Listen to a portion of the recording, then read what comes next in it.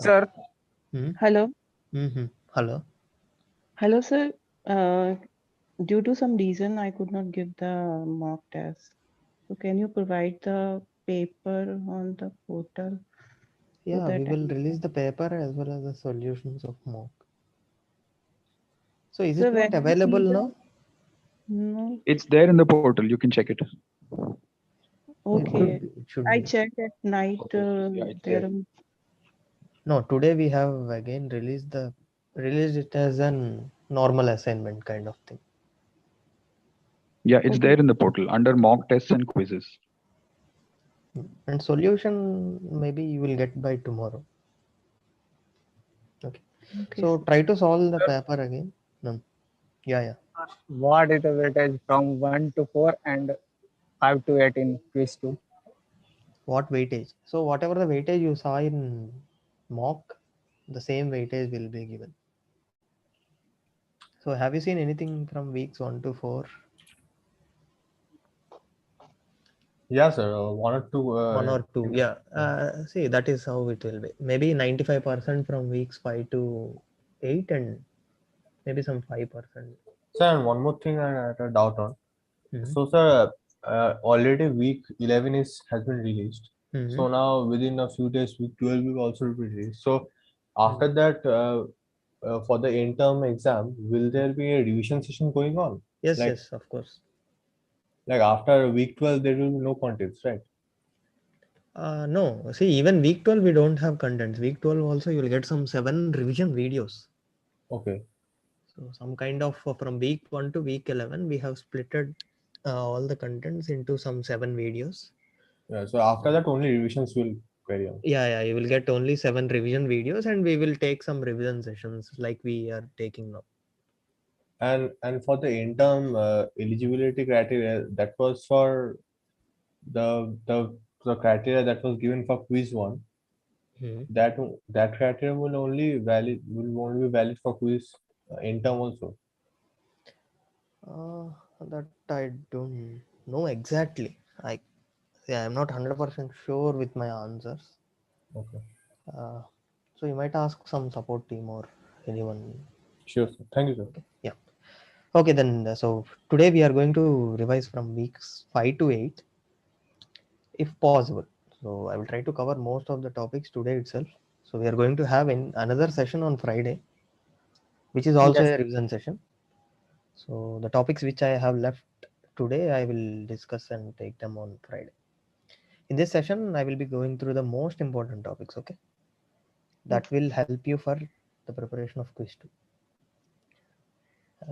By saying this, what I can assure you is if you follow me throughout this session, then you will be able to score more than 70% easily in quiz 2. Thanks for the assurance, sir. Okay. Yeah. So, one thing before someone requested me to suggest a book for calculus. I don't know whether he's here or not. So, No, yes, sir. We did. okay. So the textbook I recommend is Calculus, written by James Stewart. So it's a very good book for beginners. Okay. So you'll get a detailed Okay, sir. information. Yeah, thank you. Yeah, Very sure. basic. Okay, let us start.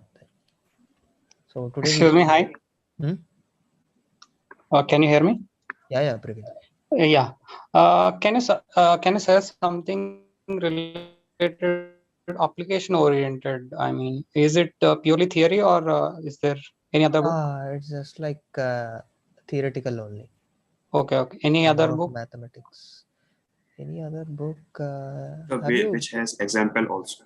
Yes, real life applications or Real not life restricted to this applications. Very rarely you will get it as a textbook, but you can go through. particularly, but So instead of calculus, you given this book, Calculus James Square.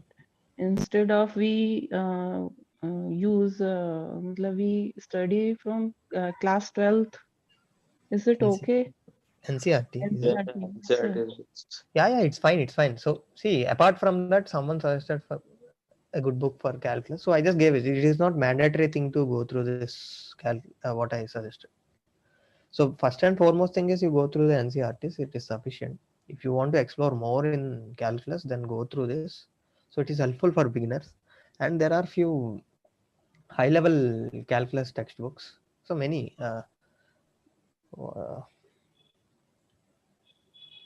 Right now,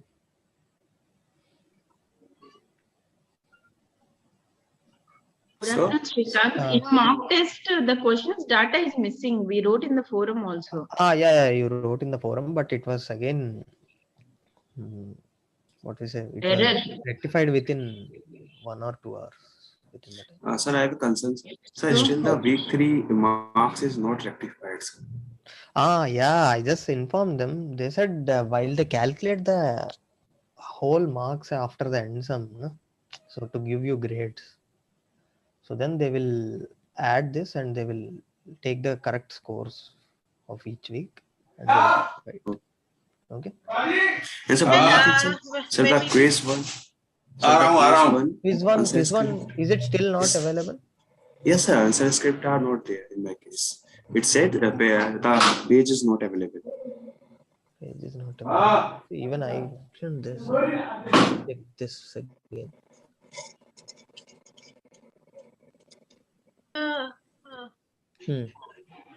When I joined, you were talking about some revision videos.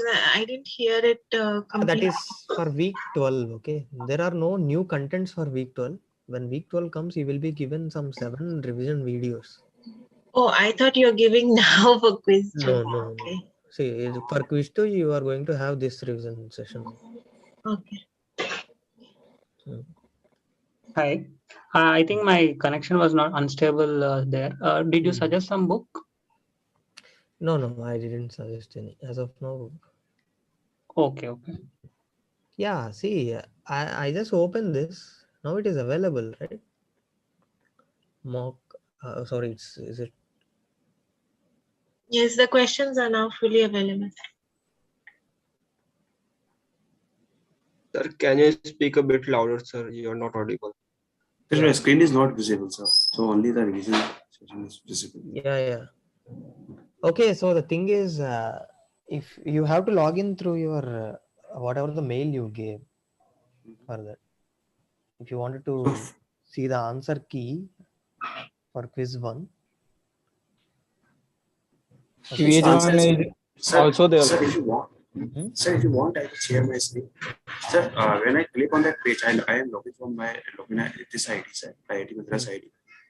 Still, when I click on the answer script for quiz 1, the new page will open and it says the page is not available.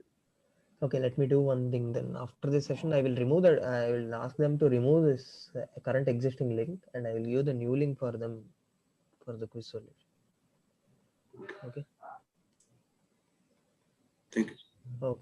Okay. Apart from that, sir, in quiz 2 there will be only week 5 to week 8 questions, or week 1. Some 4 to 5%. See, there might not be direct questions from weeks 1 to 4, but we will be using them in weeks 5 to 8 also. See, concept will be used. Yeah, concepts will be used. Okay. Hope you will discuss some few questions also here, right? See, so we are also going through this all these topics. Also note this point. If I am taking an example after my explanation, then trust me that there are high chances that the question can be asked in that. Yes, that's what I am asking for the questions. Yeah. So whenever I take an example, when I say an example, so make sure your ears are perfectly okay. on the call. Okay. So perfectly open. Yeah. Hello. So I had I wasn't that, I'm not that clear on convergence and divergence, that part. Yeah, we quickly go through every important topic I wanted to discuss. See, Okay, sir. divert me. If I divert, then you might lose marks. See, ultimately it's up to you. Okay. No, sir, we'll go your Yeah, way. if you follow me, then I said already, Yeah, so you can it's score good 7. not to discuss irrelevant topics Okay, sir. and let's focus on the. Okay, sir, just start, sir. Start, Yeah. sir. Yes, sir. Please start. Okay. Okay, So these sir. are the contents: exponential functions, composite functions, inverse functions, logarithmic functions. Then, if time permits, we will also discuss limits of a sequence, limits, continuity, differentiability of a function at a point, and linear approximation. So all these topics I will cover it in these 2 hours, and the next Friday 2 hours. So we have 4 hours, and I will cover each and every topic. Actually, these intermixed questions only little bit tricky. Yeah. So I will see. That is why I said. So follow me. Okay. So you will get much clarity. I hope I will deliver a good and productive session today. Sure, Okay. sure. Thank you. So yeah, see, let's start with what exponential function is. So an exponential function in standard form is given by f of x is equals to a to the power x, where this a is called base and this particular x is called the exponent. And there are some constraints on these variables. So this is a real number. A is a real number which is greater than 0, and a should not be equal to 1. Also, our x can belong to real numbers. X can take any real value. Okay. Yeah. So as we have just spoken about what is an exponent, there are few laws of exponents. So I hope you know this also. So let me quickly review this. So if there is an x and y, two real numbers, and also if I have some two constant real values a comma b which are greater than 0, then I know that a to the power x times a to the power y is equals to a power x plus y. So you simply add the exponents in the power. And the second law is a to the power x whole to the power y can be written as a to the power xy. So I can simply multiply the exponents. And also the third law is ab whole power x can be written as a power x times b power x. And the last one is an important one. So 1 by a to the power x can also be written as a to the power minus x. So note this. So one example or maybe two examples based on this laws of exponents. You should use these laws and simplify this expression, larger expression. So quickly tell me what will be. Sir, a to the power x, y plus z in the bracket. A to the power x times y plus z. Okay. So x times y plus z. What is x times y plus z? Multiply by x to the y plus x to the z. Yes, xy plus xz. So use this and use this first law.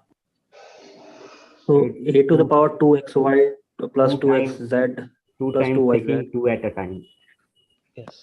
A power 2 times xy plus yz plus zx. Right. Correct. So let us do this thing also. So what is this? So I have a to the power x by a to the power y. Use that fourth law. So they will cancel out. 1. Any other answers? Xz, zy. Yes, sir, it is 1. 1. Right. So what you have to do is simply you use the fourth law for it will be x minus y whole to the power z. Similarly, a to the y minus z whole to the power x. So I can write this a to the power y as a power minus y. So then it will become, use the first law. Then it will be a to the power x minus y. Like this, you just simplify this. Z minus x y. Now I can use again the law 1 and it will simply cancel out. It will be xz, yz plus yx minus zx plus zy minus xy. So this all will get cancelled and it will be a to the power 0. And yeah, one property of this exponential function is a to the power 0 is 1. Okay. So yeah, can we directly like Yeah, you can do it. You can do it. See, I So, just but wanted I'm to getting use a the different loss of answer. exponents. That's why I have.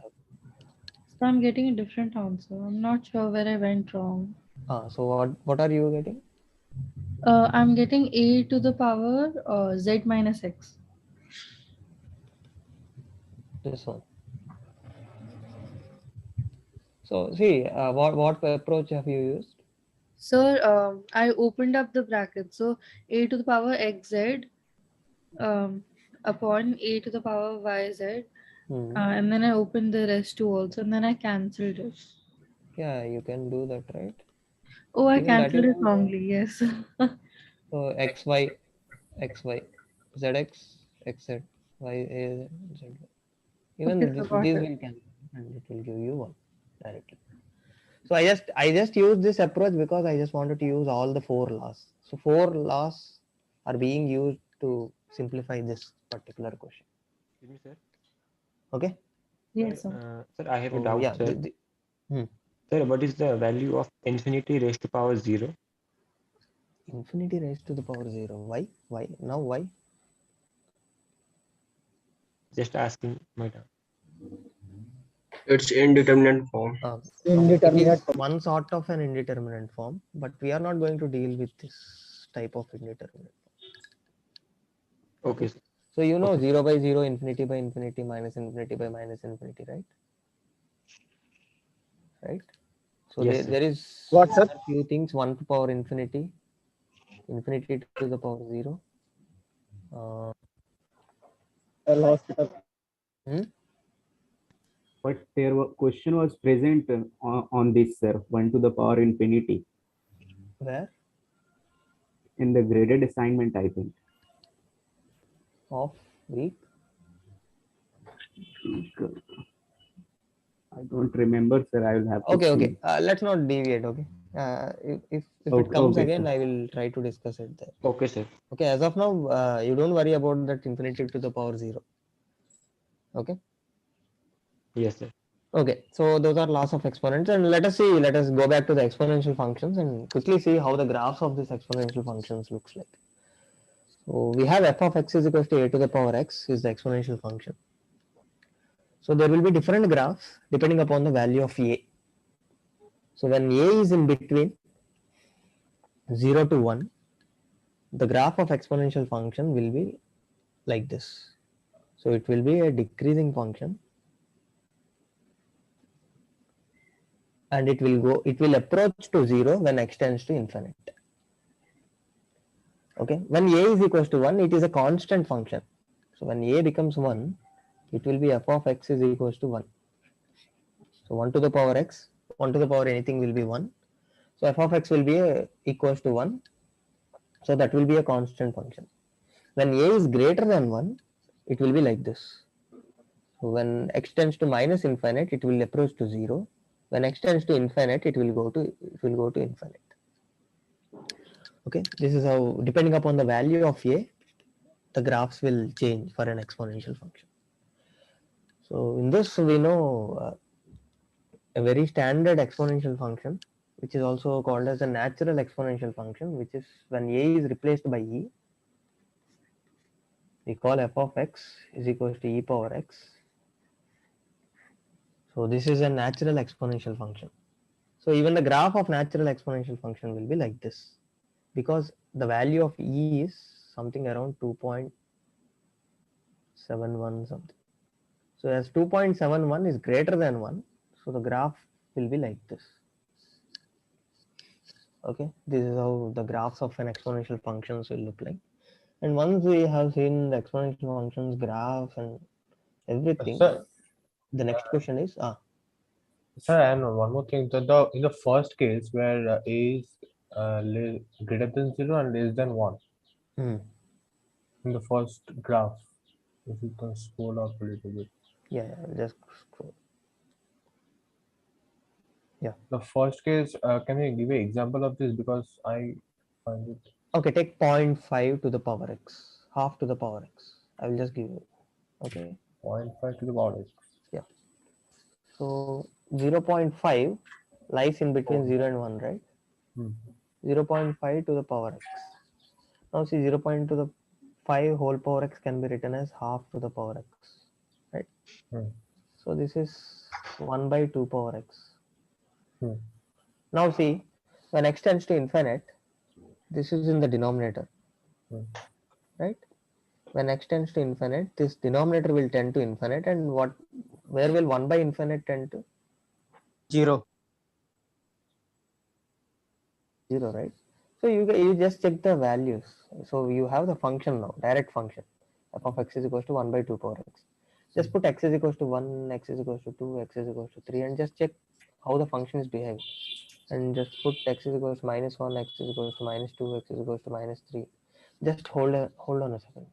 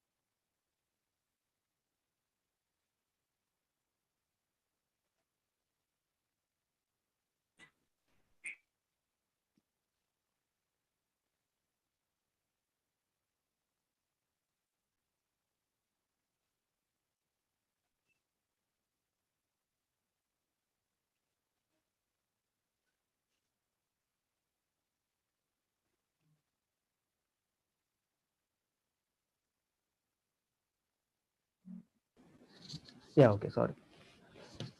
So yeah, so you just check it. You just check by substituting these values, and you will get the graph. As x tends to infinite, you can see this denominator will tend to infinite, and 1 by infinite will tend to 0.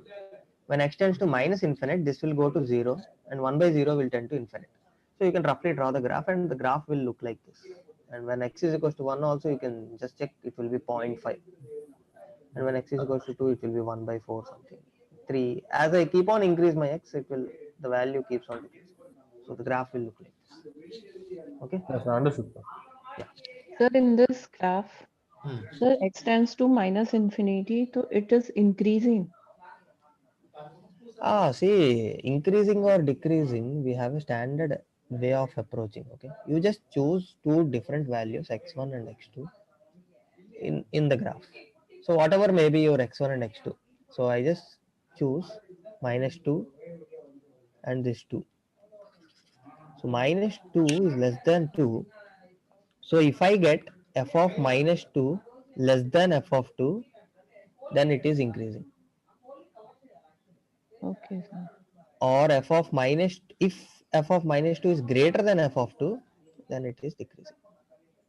Okay. Okay, this should satisfy for every point. Okay, sir. This should satisfy for every point. Okay. Excuse me, sir. Yeah.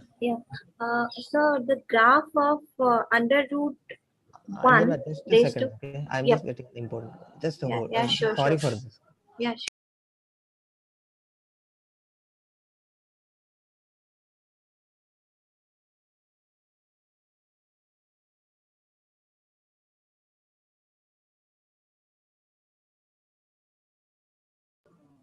Yeah, so sorry for that. Yeah. Please continue, Anjana. Yes, sir. Yeah. So actually, I was asking the graph of under root 1 raised to x would be same as the graph when a is equal to 1, right? Right. Okay. Okay. Say, don't think in this much of level. Okay. Not necessary as of. Yes, sir. Actually, I was thinking. Yeah. So, same, but no need as of now. Okay, Yes, these sir. are the graphs of exponential functions, and after the looking at the graphs, we can actually get this domain, range, x-intercept and y-intercept, everything. So just look at the graph and just tell me what is the domain when a is in between 0 to 1. So what the set of all x such that f of x is well defined. So what is that set? Real 0 numbers. to infinity. Real numbers. 0 to infinity or real number? Real numbers. Real number. Right. So whatever x I take, whatever x I take as an input, I will get a proper output. That means the domain of f of x is, so you can see here, x can take any value. So whether it is negative, positive, it doesn't matter. Whatever the value you take, you will get a well-defined output. So the domain is R. So what if a is greater than 1? Will it be same or? 0 to Yes, sir, real number. Same real number. Same, sir. Real number. Same. So it doesn't depend on what Yes, the sir, value same. of a is. So whatever the value of a might be, x can take any real value. So you can see in the graph also, from minus infinity to plus infinity, you have the graph. In every case, you have the graph from starting from minus infinity to plus infinity. Now tell me what is the range? 0 to infinity. Set of all outputs. 0 to infinity. 0 to infinity. Okay, 0 to In both the infinity, cases. open or close? Infinity open and 0 is Both included. side Closed. both side open, sir. Both open. Both are open. Both are Yes. open, sir. Correct. Both are open. Sir. Same in this case also. Same, yes. Yeah. So what is the x-intercept? So there is no x-intercept. No x-intercept. Correct. No. So we say nil, no x-intercept. What is the y-intercept now? 0, comma 1. 0, comma 0, 1. 1. 1, 0, comma 1. 0, 1. What is the horizontal asymptote? What's Y 0. Y equal to 0. Correct. So you can see here. So this particular graph approaches to y is equal to 0, but never touches y is equal to 0. So comes closer and closer. Sir, is there any reason why y-intercept is always 0, 1? See, exponential functions, when you substitute x is equal to 0 in an exponential function, you will get an output as Oh, right. Anything to the power 0 is 1. So that is a property of exponential function. Okay. Even here also the same thing or different. What is when a greater than 1? What is the horizontal asymptote? Same. The same. Y is equal to so, Will there be so a what is vertical asymptote? Infinity. So what is There is no so what is word. asymptote? No vertical asymptote. Minus infinity, plus infinity and minus infinity. See, plus infinity and minus infinity are not actually the real numbers. Okay. So we say no, there will not be any vertical asymptotes. Okay. No. Sorry. Okay. And what is an asymptote? See, the question. See, this is, if I start explaining what is an asymptote, half of the lecture will go here itself. See, simply you just remember the graph will tend to that line but never touches that line. Yeah. Okay, sir. In log x, when comes to the log x, we have vertical asymptote. When come to log x, we will have horizontal asymptotes. Log vertical. Okay. Log is vertical. Yeah. In Vertical. exponential, it is horizontal. Yeah, correct. So now tell me whether this function, when a is in between 0 to 1, is it increasing or decreasing? Decreasing. Decreasing. Yeah. Decreasing. You can see here. As x increases, y decreases. What happens when a is greater than 1? Increasing. Increasing. Now what are the end behaviors? End behaviors are nothing but what happens when x tends to infinity and x tends to minus infinity. So you can see the graph here. So when a is in between 0 and 1, what happens when x tends to infinity? It tends to 0. Approaches to 0. Approaches to 0. So y tends to 0. What happens when Approaches x tends to minus infinity. y tends to infinity? In this case, The opposite. Infinity. reverse. Yeah. Yes. Yeah. 0. So simple observations, very easy observations. So only the increasing decreasing behavior and differs, right? Rest of the Yeah, stuff and remains behaviors same. and the increasing and decreasing differs. Rest of all the same. Okay. So yeah, don't stress much about exponential functions, but the point you have to stress more on is composition of two functions. So this is very important one, and we can play around any question in this topic. Yes, sir. Okay. Yeah. So what exactly this composition of two functions is? When suppose f and g are two well-defined functions. So if you have two well-defined functions with you, the composition of f with g, or f and g both are same. So the composition of f with g is denoted by f circle g. So there will be a circle symbol in between f and g, which is defined as f circle g of x is equals to f of g of x. So it's just the composition of two functions. Even that is also a function. So this is also a function which is composition of two functions f and g.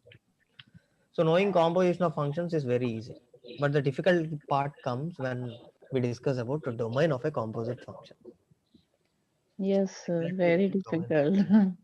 Yeah, yeah, I know. So those who know how to find this domain of composite functions, it's okay.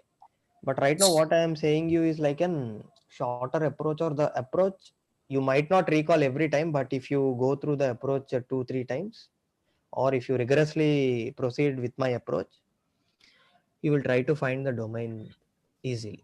Sir, is there any specific mean about this well-defined function? Well defined means in that particular there is a proper domain and there is a proper range, and in that domain and range my function is defined. So that is what well defined function is. Okay. Okay. Yeah. So what exactly this domain of a composite function means is, so whenever I talk about domain always represents the x-axis or x values. So domain of this composite function f circle g is, I have to choose the set of all x such that first condition is x should be in the domain of g, as well as my g of x should be in the domain of f. So it should satisfy two conditions. But simply what we have to do is we have to find all x. So whatever the x you are going to find, such that my g of x is in the domain of f. So my g of x should be in the domain of f. So for those x's I should choose. Okay, let me take an example and follow me with this. Okay. If you, what I will do is, you just take the first example itself. So there are two functions given to you, which is one is e power x and another one is x square plus 2x. So what I will do is, whenever two functions are given to me, so I have to find domain of G circle H. So first and foremost thing is find the domain of H. So the second thing, so G of H of X. So for every first step will be find the domain of H of X, or the inside function domain. So what is the domain of x square plus 2x? All real numbers. All real numbers. Correct. So domain of H of X is all real numbers. And the second thing is, this particular H of X should be in my domain of G. So what is the domain of G first of all? What is the domain of this function? Second function. Now the second step comes. First step is find the domain of this H of X. Second step is find the domain of G of X. What is the domain of G of X? All real. All real numbers. All real. G of X is also all real numbers. Okay. If there is a case like this, both the functions have all real numbers, you don't need to think much about the composition domain of the composite function. So even h of x takes all real numbers and g of x takes all real numbers. So close your eyes and just keep the domain of the composite function as all real numbers. Okay. Sir, here g of x can take negative value, because all real number means including negative real number also. See, g of x takes negative values. It's okay, right? What if g of x takes negative value? G of x doesn't take negative value, no? X, not g of x, no. Means x. Means e to the power minus 2. Can we say? E to the power minus 2 is okay, right? We can say. It tends to 0 if it's e to Yeah, the this is natural exponential function, no? This is just the natural exponential. Okay. We are talking about domain, not range. Yeah. We are talking about the domain only. Oh, Yeah, range will be Don't 0 worry to about the infinity. range as of now. Correct, sir. Correct. Range in this. Yeah. Correct, sir. Okay. So whenever you see both the domains, both the function domains are real numbers, you don't need to check for any other things. You just simply click on The domain of composite function is set of all reals. Okay, and the question will be, what if either of the domain is different from set of real numbers? For example, this function. And I have a question. In the function e to power x, can x also take say root 2 or something like that?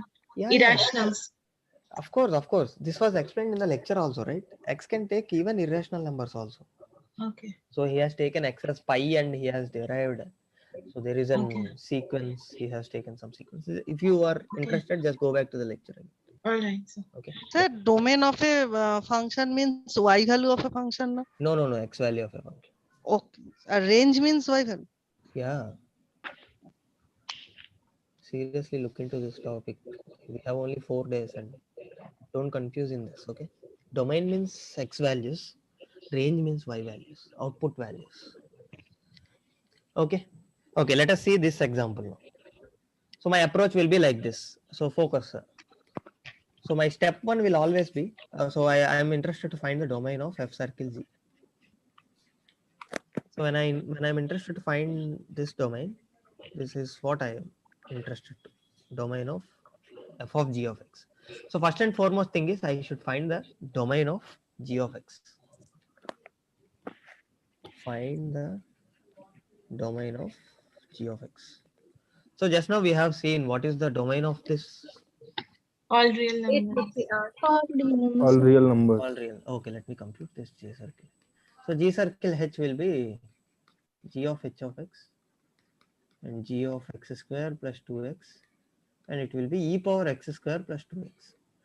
So this is the composite function, and e to the power X square plus 2X domain will be all real. So the domain of G of X is all real. Okay, step 1 done. So step 2, find the domain of F of X. 1 to So what infinity. is the domain of F of X? 1 to infinity. So 1 to positive infinity. Yeah, 1 Positive to infinity. infinity. Correct. Now we have a different domain which is different from the set of real numbers. Now my third step is, step 3 will be, I just compute F of G of X in terms of G of X. Okay, what is F of G of X? What is F of X? Under root. What is Under F? root x minus 1. Under root x minus 1. X minus 1. What will be F of G of X? Now consider G of X as a variable. Under root plus 2x plus 1 No, minus just 1. substitute G of X. That is what I said. You G don't of need X to minus. substitute G of X. E power x square plus 2x minus Sir, are you saying we don't have to substitute G of X? As of now. So this is my approach when I find the domain of composite function. This is how I find. Okay. So step 3. To avoid careless mistakes. Yeah, to avoid careless mistakes. That's okay. It shields you from the complexity of G of X. Okay. Yeah. So now you see, I have F of G of X as root over G of X minus 1. So the domain of F of X is 1 to infinite. Now that means this particular thing, whatever the inside thing, how this 1 to infinite came? X minus 1 greater than, the inside part should be greater than or equal to 0, right? That is how I find the domain. X should be greater than or equal to 1. So x greater than or equal to 1 is nothing but 1 to infinite. So open bracket or close bracket? Closed bracket. Even 0 because is it's equal. 0 is accepted. Included.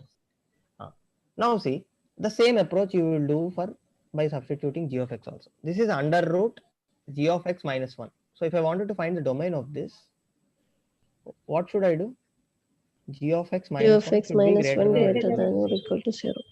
Right. Now G of X is greater than or equals to 1. Correct? Correct? My G of X should be greater than or equals to 1. Yes, sir. Now substitute G of X.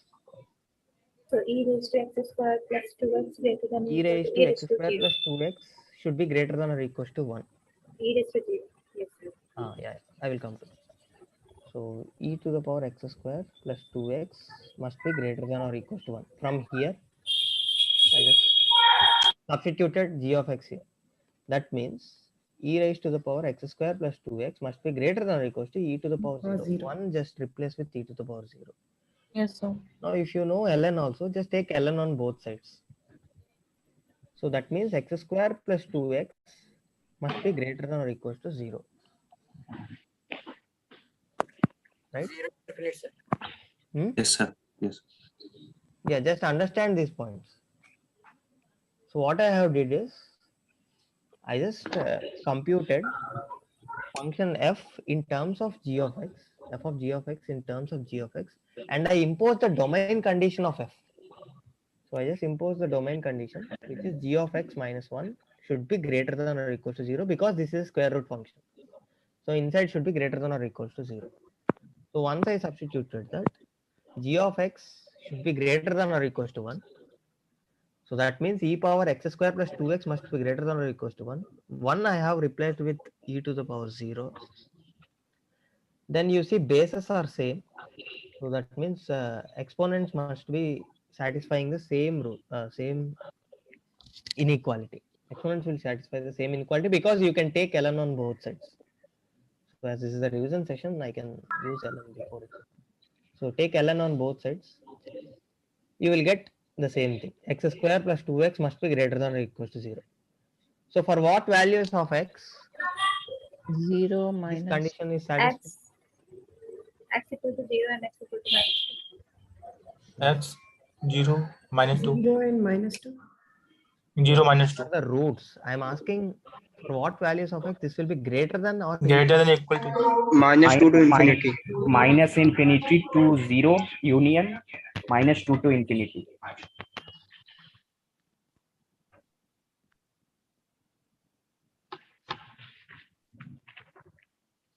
Oh, sorry. Yeah. Right. Yeah. correct? Yes, sir. Yes. So how did you get this? See, you just draw the graph. This is the graph, right? This Yes, is sir. polynomial, quadratic polynomial. So x times x plus 2. So this is We minus. can do it by wavy curve method. Yeah, wavy curve method. Use that method also. So both negative will give you positive. One negative, one positive will give you negative.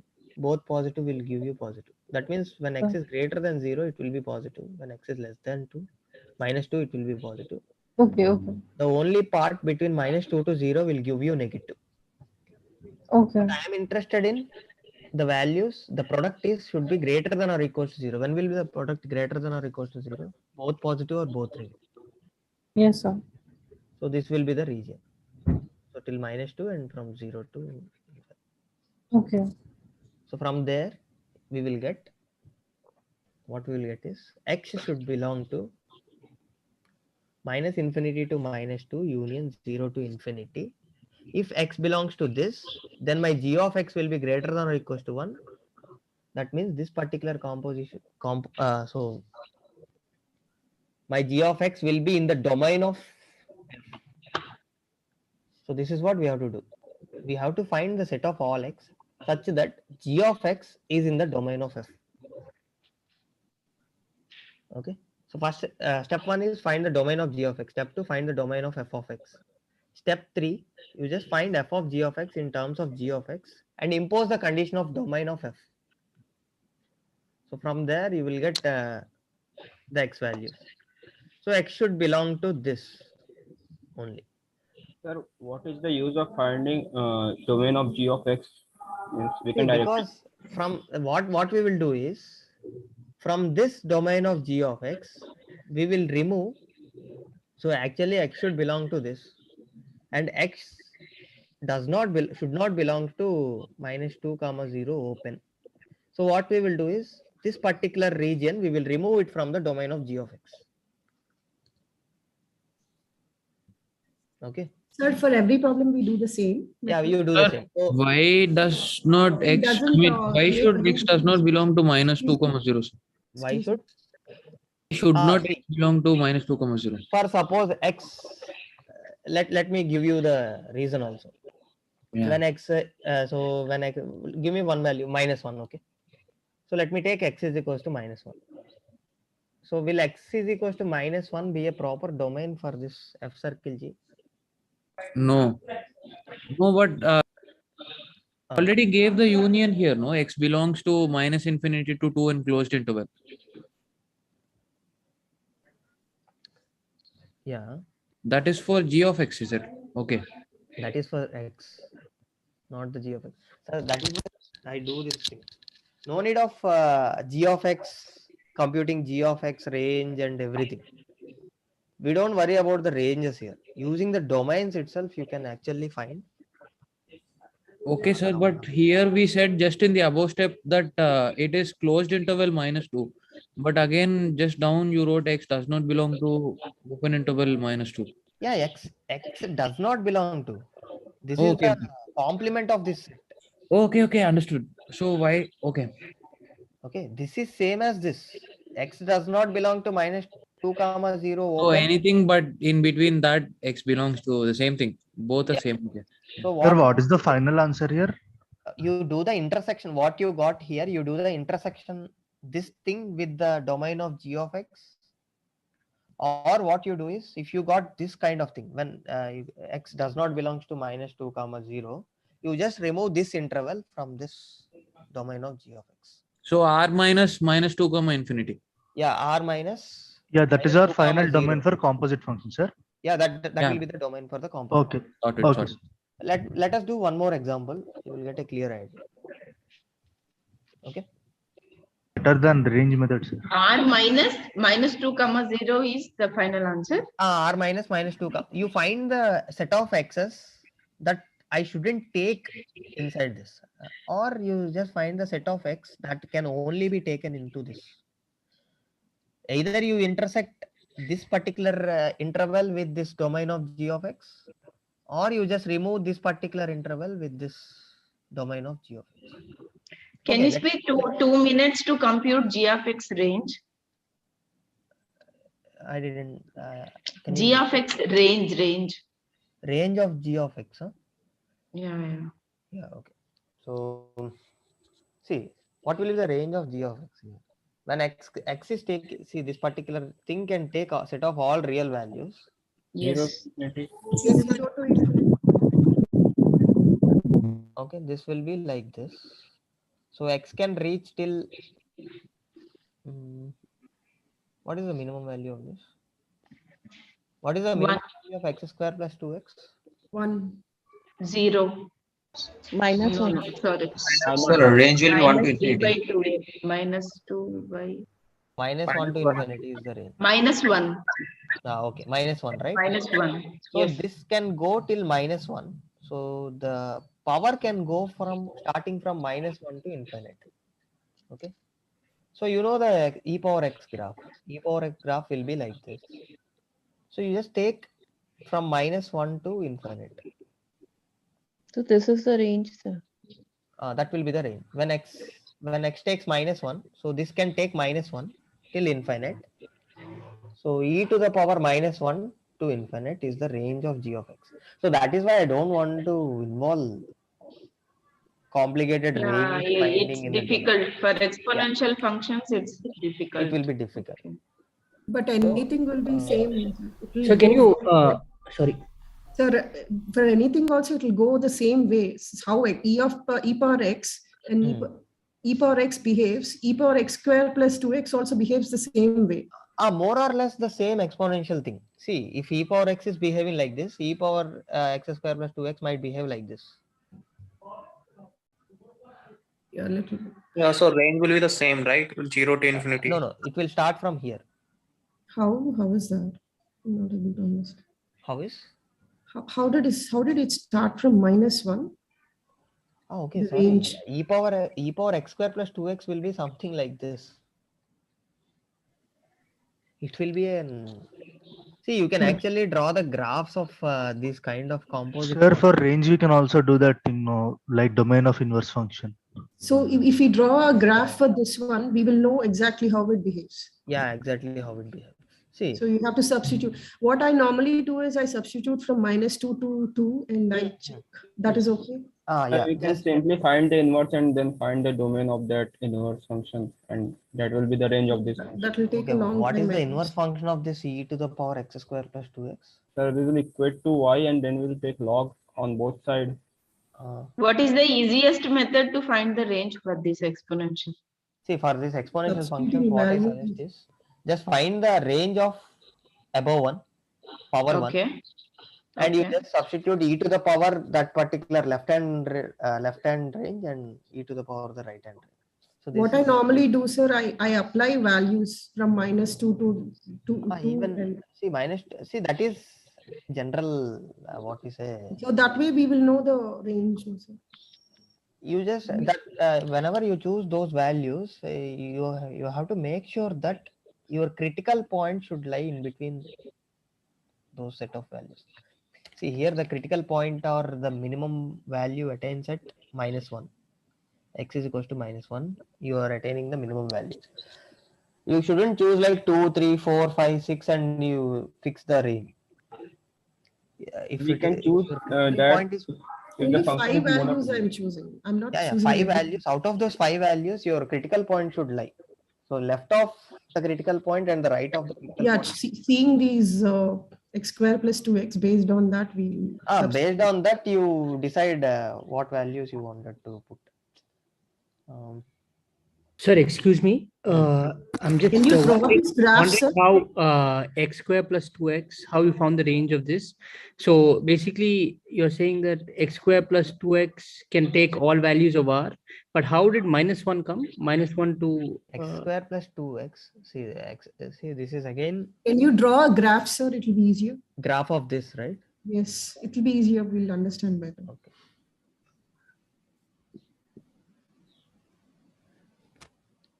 So e to the power x square plus 2x is my. I have to find the range of this. Okay. So what I will do is I will take the x power 1 x square plus 2x, and I will find the range of this x square plus 2x. Right? Why I am choosing range of this is that only comes in the power. So when I take x is equals to 1, x is equals to 0, x is equals to -1, or whatever, x is equals to -2, or x is equals to 2, whatever I take, these particular values, the power on the power, it will be something like this: 2 square plus 2 times 2 for x is equals to 2 is equal to 8, and 1 square plus 2 times 1. So, sir, for this thing, the domain will be -infinity to infinity, sir. Yeah, domain will be -infinity to +infinity. Okay, we have spoken about domain already, right? Domain of this function is Now, so range will also be -infinity to infinity, is it, sir? Because this is a square. no. Range will not go to -infinity to +infinity. So that is what Oh, I. it will be. Oh, sorry, it will be 0 to infinity. Yeah, even that is not true. You can't get 0 also. Oh. 2 to infinity. No, minimum value will be, the range will start from the minimum value, right? Minimum Because value this is a quadratic. of this power. So range will start from the minimum value of this power. So 2 to infinity, no? So what is the minimum value of x square plus 2x? -1 to infinity. The range will be -1. -1 is the minimum point. Yeah, this is for this -1 is the minimum point. Okay, 0 Okay. x -1. So e power minimum, how much minimum I can get on the power? -1. How much maximum I can get? Infinity. Infinity. So this will be the range of g of x. So 1 by e to infinity. Right, correct. 1 by e to infinity will be the range. So if I wanted to draw the graph of this, graph will be like this. When x is equals to -1, it attains the minimum value at 1 by e. So this is -1 comma 1 by e, somewhere like this, and it will behave like an exponential function right of this, and also it will behave like an exponential function to the left of this. Sir, if this was a quadratic equation or a higher degree polynomial, then the range would be fragmented. See, if it is an even degree polynomial, then the range will be like this. If it is an odd degree polynomial, it will be reverse. It will be like e to the power -infinity to e to the power infinity, which is 0 to infinity. So consider e to the power. It won't be fragmented because there will be multiple crest and throws, right? Sorry, What is crescent? So basically, sir, finding range is really tough. So it's better to stay out of it.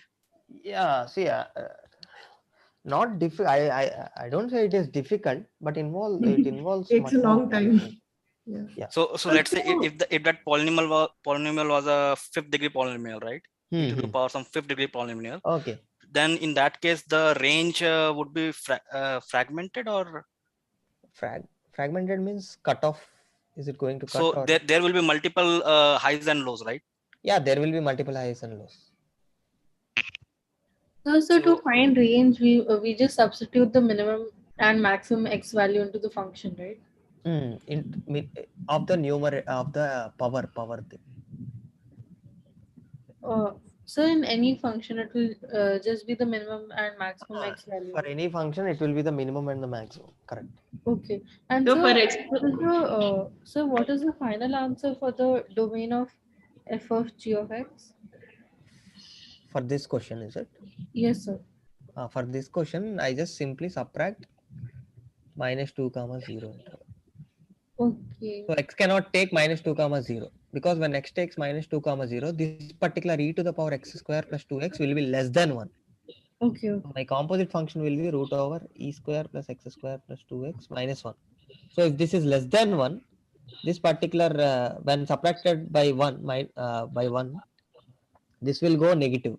Negative. And Yes. under root is not defined. Okay. Under root negative is not defined. So that is why we remove that interval and we will conclude that the domain of this composite function will be -∞ to -2 closed union 2, infinity. Sorry, 0, infinity. Okay. Okay. Thank you, sir. Okay. So let us do one more example. Sir, this is domain of composite function. Domain of composite function. So when we solve this type of question on root x minus 1, when we find the domain, so every time we do gx minus 1 greater. Do the same thing. So there might be questions like the same thing. It may not look like composite function, but it is actually a composite function. For example, if I have given you directly, find the domain of the function f of x, which is something like e to the power x square plus 2x minus 1. So if the question is like this, what will you do? So this is a composite function. We find. Of course, this is a composite function, right? Now what you do is here it is direct. Consider this as a new function g of x. So what you have to do is you just have to find g of x minus 1 should be greater than 0 or equal to 0. This should be greater than 1. E to the power x square plus 2x should be greater than 1. And you just replace this 1 by e to the power 0 and take ln on both sides. You will get a quadratic equation or cubic polynomial equation that should be greater than or equal to 0. Something like this. And from there you find the region. You use whatever positive plus minus plus that rule. Then we find the g roots domain of gx. You find this is not gx, this is directly the x. We are trying to find the domain of x. Okay. Before that you find the domain of g of x. Yes. Okay, you find the domain of g of x. Whatever the x that doesn't satisfy this inequality, you just remove it from the domain of g of x. Okay, sir. Okay. Yeah. So if you didn't understand, just go back a few minutes back and just see this step 1, step 2, step 3 again. No, it's okay, sir. That's time my internet connection. Okay. Okay, let us do this problem. Mobile connections. Let us do this problem. Now my question is find the domain of f of g of x as well as find f of g of x function, composite function f of g of x. Okay.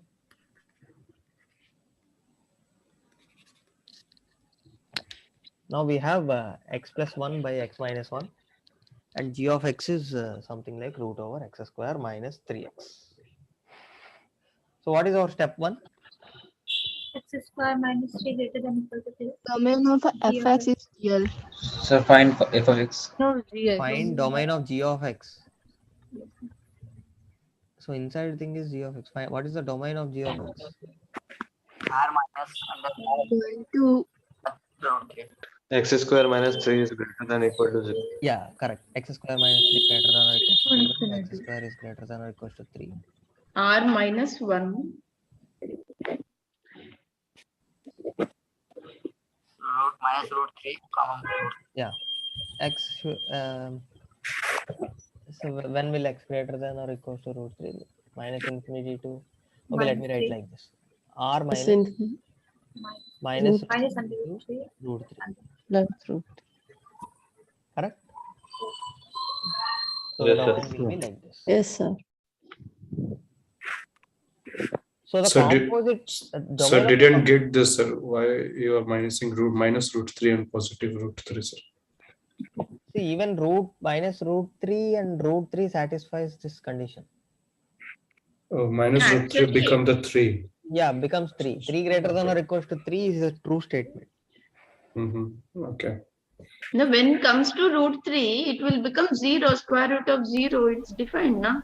3 minus 3. Yeah, defined. So that is why we are not subtracting it from the real. So what we are subtracting it? We are subtracting, na? R minus. So It's R open interval. Open, right? Okay. So that is why if you are confusing for subtractions, you can use the standard domain. No, okay, sir. We got it. Yeah. Got it. Okay. So this is the domain. Okay, sir. Right? Now, one thing is sure that domain of the composite function will be a subset of this, or it is same as the domain of g of x. So we are going to subtract something from this domain of g of x, or else we are not going to subtract anything from this g of x. That's it. So nothing will be added to the domain of composite function. The domain of composite function will be subset of domain of g of x. Correct.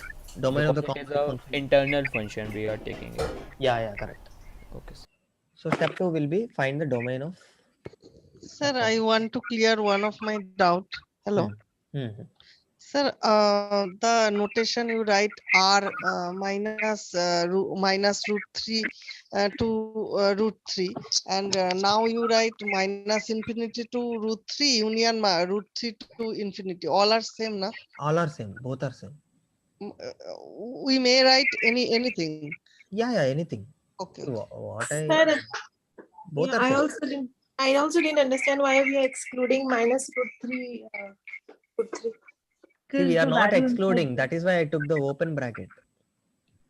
So minus root 3. No, why are we excluding that interval between minus root 3 to root 3? So that will be the domain, right? See, x square minus 3 should be greater than equal. Yeah. Any value in between those intervals will not give a valid output for the function.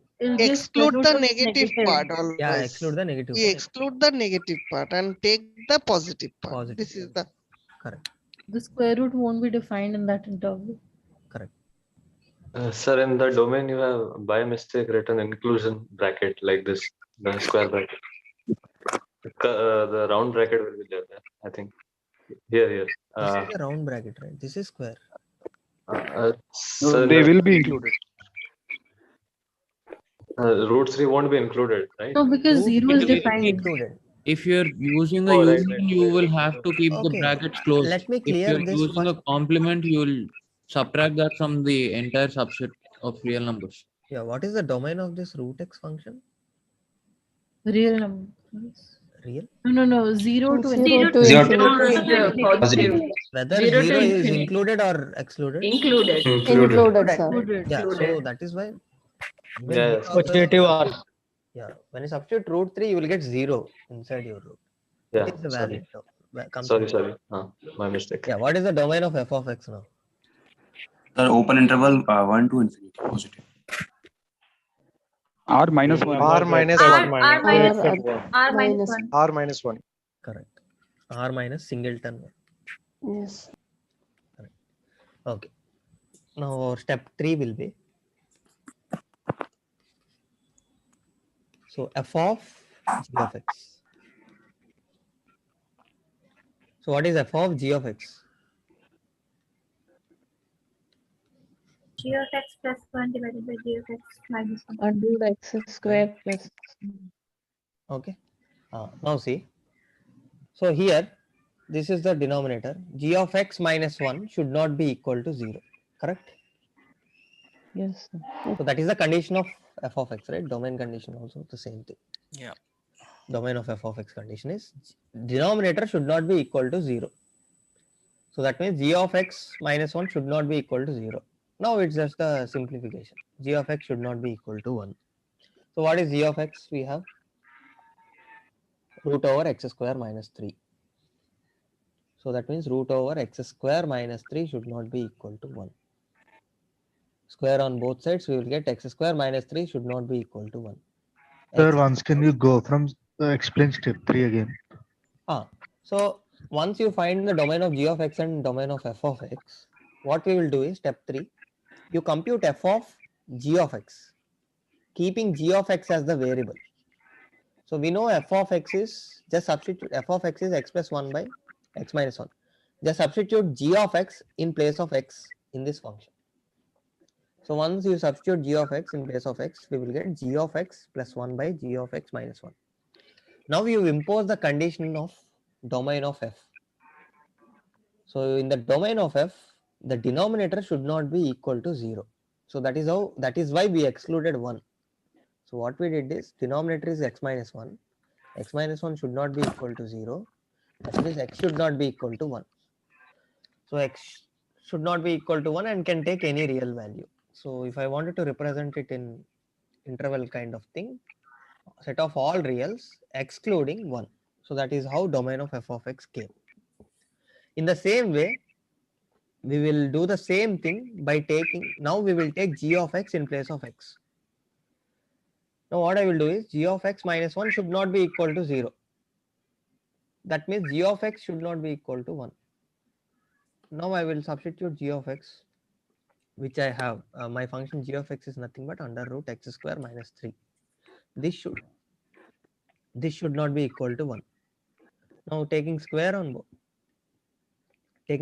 both sides, we will get x square minus 3 not equal to 1.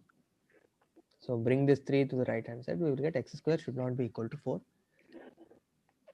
That means x should not be equal to, this will imply x should not be equal to plus or minus 2. Okay. So what we got is x cannot be equal to plus or minus 2.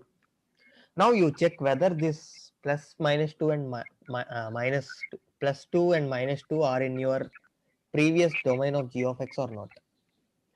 So are this plus 2 and minus 2 in this No, sir. domain? Yes, Yes. sir. Yes. sir. Yes, sir. Yes, sir. They Sir, are they are. not. 3, not 3. Yeah. Okay. So we have to exclude plus 2 and minus 2 from this domain of g of x. And after excluding that, how will my domain of f of g of x looks like? Minus infinity to minus 2, minus 2 to root 3. Minus infinity to minus 2. Minus 2 2 to to minus minus root 3. Minus 2 to minus root 3. Union minus. Union The root square 3 bracket to for 2. minus 3. Square bracket. 2 to infinity. 2 to infinity. This Yes. Square bracket at root 3. Correct. The root 3 will square bracket. Sir, why you include mine root 3? Because see, the domain of square root of x is from 0 to infinity. See, if you take root 3 also, root 3 to the square will be 3, 3 minus 3, that will be root 0 is a proper output. So Sir, root we 3 are will be in the domain of g of x. so here we are just excluding two values, plus 2 and minus 2. Yeah, plus 2 and minus 2 from this interval. Why we are So excluding? Because sir, because x's cannot take plus 2 and minus 2 values. Correct. So sir, we can also write as the domain of gx minus 2 singleton values, two values, minus 2 set comma of plus minus 2. 2 comma 2. This is also Sir, valid. sir, in Okay, sir. the step Thank 2 that you have done, right? Mhm. We can skip that thing, right? Because Yeah, in you step, can skip that if you know the direct approach of yeah, you can either actually skip we that. can do the step 3 directly, or from step 2 we can start by x not equal to any of those values.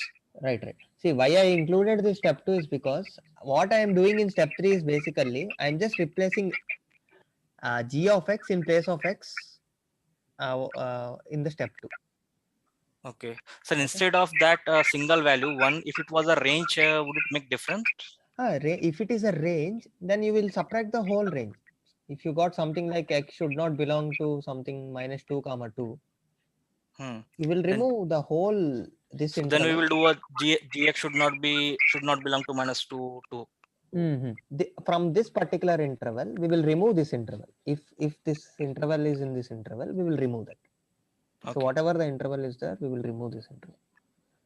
So ultimately, from the domain of g of x, we will either remove something or we won't remove anything.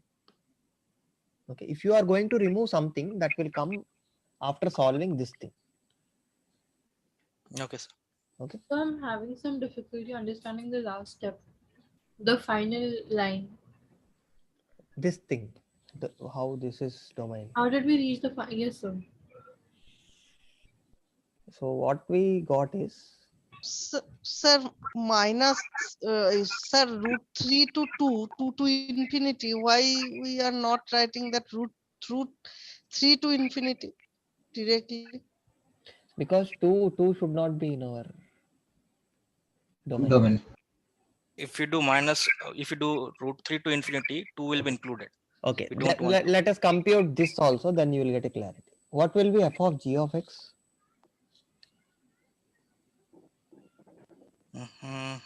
Root x square minus 3 plus 1 upon root x square minus 3 minus 1. Right. Now you see, by just substitute, final check. This is how you check. Just substitute what are we removing? Minus 2 plus 2, right? Just substitute minus 2 and plus 2 here. If I substitute minus 2, what will be the? You get 0. 4 minus 3, 1 under root 1 is 1, 1 minus 1 is 0. 1 minus 1 is 0 and denominator you are getting 0. Right? So when I take x is equals to 2, my denominator is becoming 0. So that means it is not giving me a proper output or well-defined output when I input x is equals to 2. That means x is equals to 2 should not be domain. No, but we are able to put the values inside the equation only after getting the last step, right? I'm not sure how to get the last step. Excuse me. Yeah, I think we are almost 1 hour and 10 minutes. How much have we covered? We have covered composite functions. Only, right? So it would be better if we restrict the questions to the end of the session. Yeah. See, okay. I just said right. How much ever I complete within these 2 hours, I will start from Friday from there. Okay, I feel I am on track, but maybe a 10 minutes delay. Sir, I have one question. Yeah. Sir, this one is for the fog. This domain range we have computed is for fog, function of g. Yeah. Is this will be same for the GOF or if there Same is thing. You will do the reverse approach. If it is for g of f of x, then you first find the domain of f of x, and later you find the domain of g of x, and then find g of f of x. Just replace f with g and g with f. Okay, sir. So in every case, both will be same. Yeah. Every case, both will be same, and maybe the values might be different. Computation might be different, but the approach is same for everything. Okay. Yeah. So here, how we got is I just said right. Just substitute g of x in place of x in the function f of x. Okay. After substituting, just impose the condition of domain of f of x. So the domain of f of x is denominator should not be equal to 1. So impose the same thing here also. Here the denominator is g of x minus 1. So g of x minus 1 should not be equal to 0.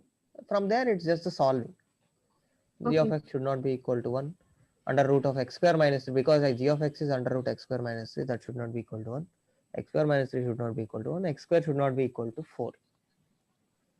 That means x should not be equal to plus or minus 2. So how do you know whether to go to step 2? So why do we go to minus root 3 and then close the bracket? Here. The last step, sir.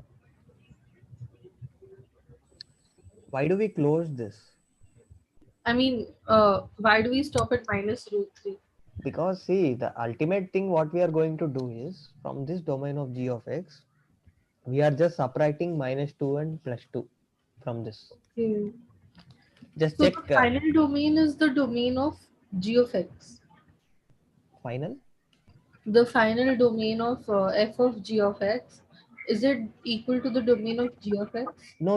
That is why we are finding. That is why we have just done step 3. From that g of x domain, we just have to subtract plus 2 and minus 2. So once you subtract plus 2 and minus 2 from the domain of g of x, that will be the domain of f of g of x. So this is the domain of f of g of x, and this is the domain of g of x. Okay, got it, sir. Thank you so much. Okay, yeah. So So yeah, can you so follow these 3 steps, and step 2 can be skipped if you know direct computation of, if you have in mind that the domain of f of x, then you can skip step 2. Sir, sir, is there any other notation that we can use instead of these 4 unions for the last part? Instead of this 4.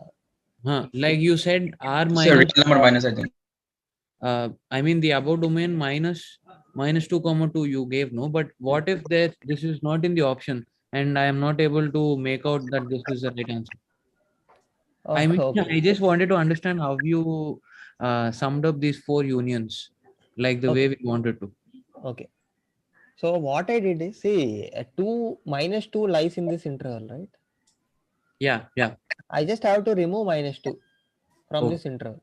Okay. So if you remove minus 2, this interval will become minus infinity to minus 2 union minus 2 to minus root 3. Excuse me, sir. Split the interval with an open bracket. Interval. Okay. You are removing just a number, one particular number. Yeah, The understood, sir.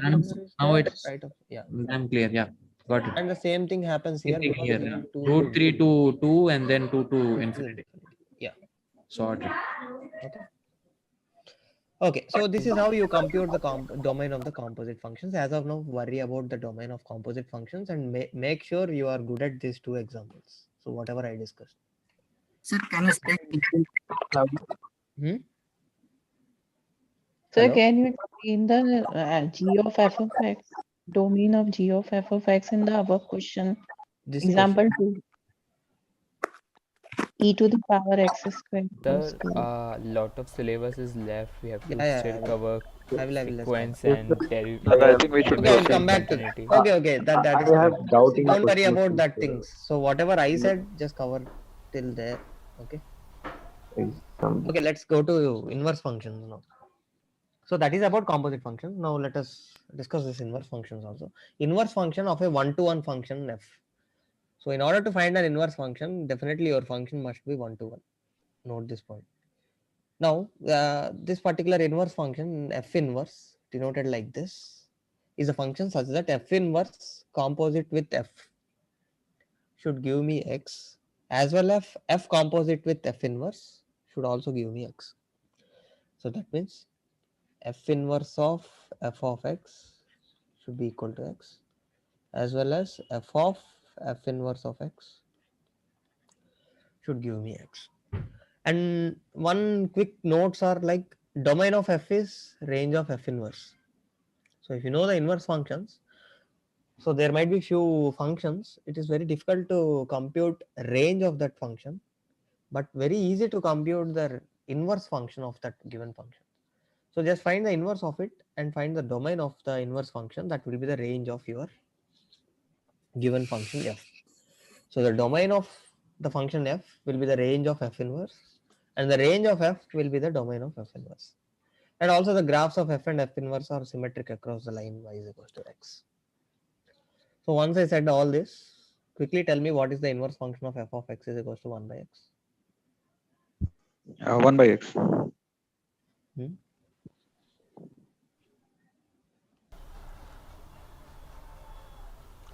Sir, what was the X will be there, I think.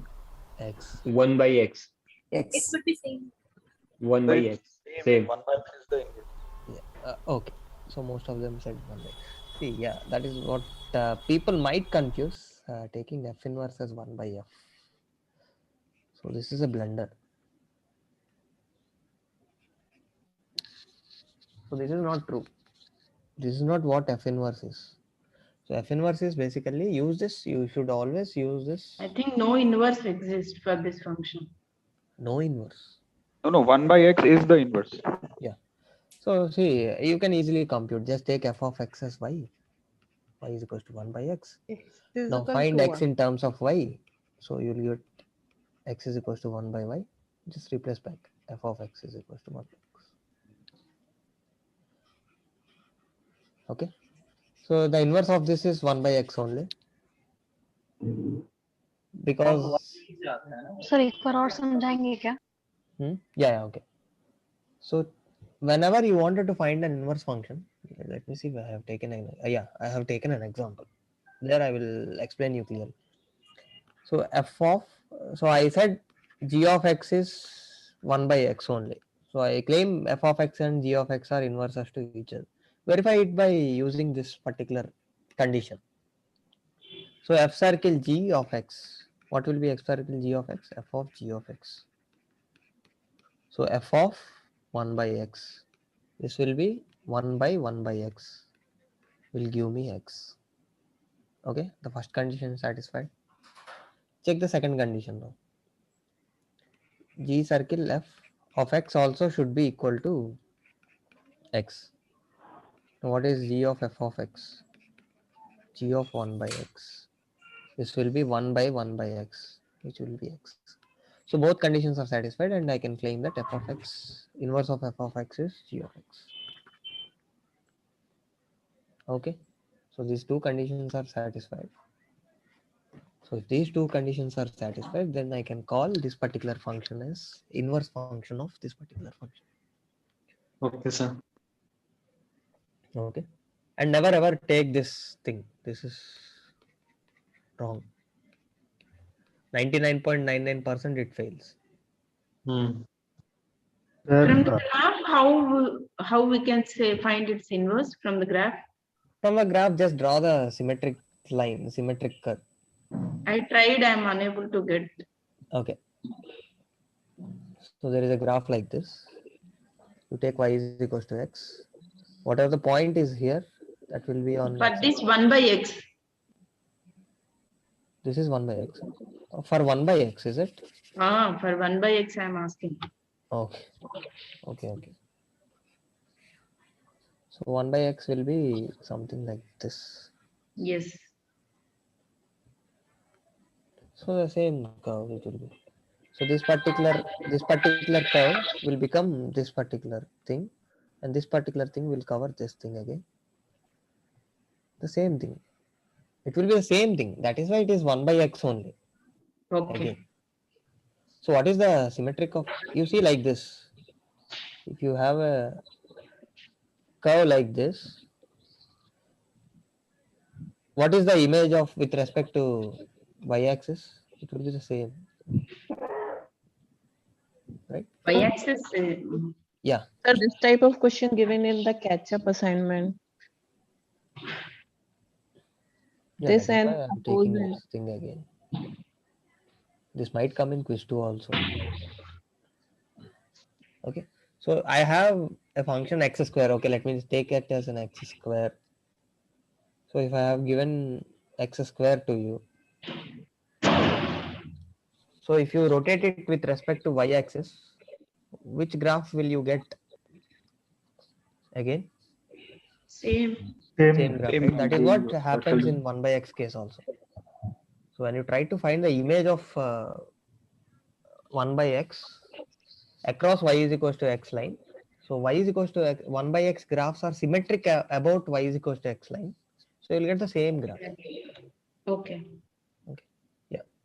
Now, yeah, let us do this Sir, thing. one small note regarding those catch-up assignments. Sir, the catch-up assignment score is only taken if you have bad scores in assignments, right? Right. It is not For everyone. like Mandatory. I didn't score very well. That's why. Right. Okay, thank you. Just have to better it. Okay. So, sir, for a function fx equal to x, the inverse will be x only, right? Correct. Correct.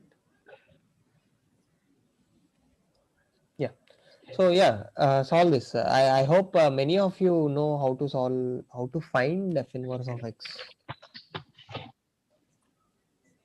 What should be our approach? The g of x is equal to, let g X of equal x to is y. equal to Y equal So to y x equal to this minus 1 function. divided by f of g of x is And so equal to, replace the sir value. X in term of y. Yeah. yeah, So just replace f of x by another variable y. You will get like this. Now it's a matter of finding x in terms of y. So what I have to do is Take the find denominator to the x in terms of y. So how I will do is I just multiply it 2x. I just multiply denominator to the right left hand side. I let it like this. 2yx minus 3y is equals to 5x minus 1.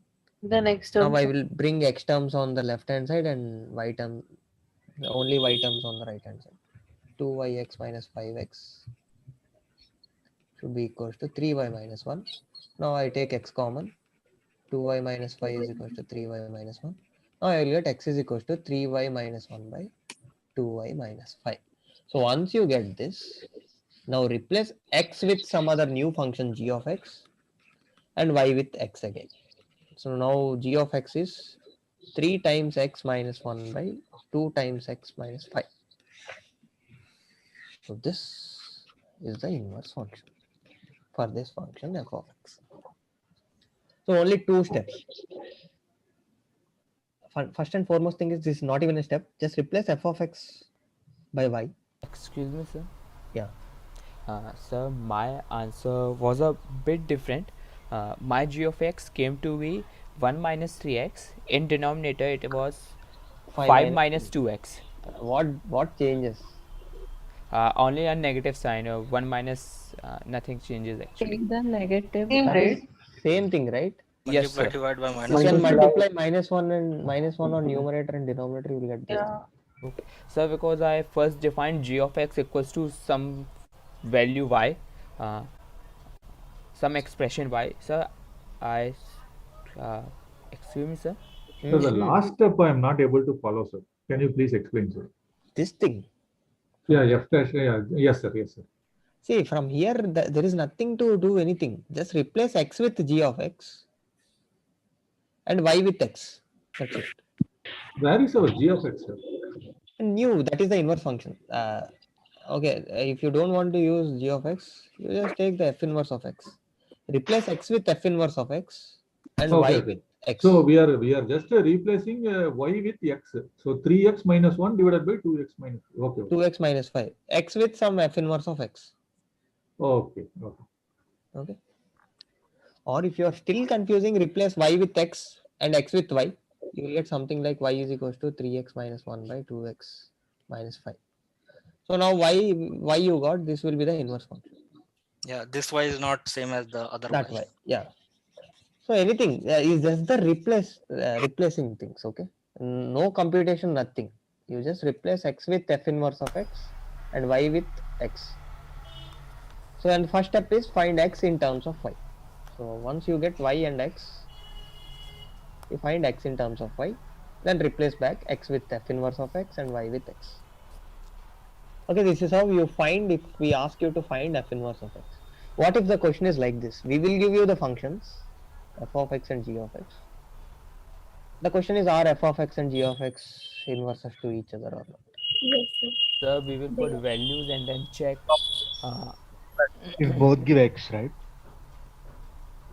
Correct. F of g of x and g of f of x should F give x. circle g of x should give you x. F of g gives minus x, so I think they are not inverse of each other. Yeah. Let's see. Yes. So for a question like this, it's only necessary to find one of them, right? Like f No, both conditions should be satisfied. Both we have to find. That Both is have to be x. it on many Mr. So f of the inverse of f of x might be equal to g of x, but the inverse of g of x might not be equal to f of x. Of course, yes. See, now you can answer this by looking at this question only. take this question. Find f circle g of x and g circle f of x. Tell me whether you are going to get x or something else. Minus x. No, sir. F of g gives minus x. Correct. So the Sir, fx is not 1, 1, right? Fx is not 1, 1. F of x is 1, 1, right? It is 1, 1. 0 to infinity. It's 1, 1. It's a 1, 1 function. Okay. Okay. For your better understanding, I will take the interval from 0 to infinity. Okay. Both functions are defined in the interval 0 to infinity. Yes, sir. Now, okay. Okay. Tell me, what will be the answer? Will it be yes or no? Sir, no. Yes. No. Yes. Yes, sir. Inverse of that one. Sir, I'm getting both as equal. Both as equal. Okay, let us compute. So answer should be no. No, sir. Yes, sir. So No, sir. gx is anyways not 1, 1, so it cannot have inverse. That is why I said just take from interval 0 to infinite. Okay. Okay, okay. 0 to infinity, it is 1, 1. Yeah, 0 to infinity, it is 1, 1. Okay, let us compute. So let us start by first condition. So f of g of x. So what is f of g of x? F of x square. So g of x is x square, f of x square. What will be f of x square? Minus root x square. So this will be minus mod x. So as we are going to consider from 0 to infinite, mod x will be positive only. We will get minus x. So why aren't we doing the method that we did just now? Why are we? So why are we finding the inverse? See, this is just, we have given you two functions and we are just asking you whether yes or no condition kind of thing. Yes, sir. So don't we substitute the y equals to? Nothing. See, we gave you two functions. If you don't know the inverse, if we have given you one function, if we ask you to find the inverse function, then you use this method. So, but if it's asking like this, we can also use that method to check, right? Whether it gives Yeah, me. okay. If you use that thing also, what will be the inverse of this function? I'm getting x square. Will it be? Yes, sir. Actually, I also got x squared that. Yes, sir. No.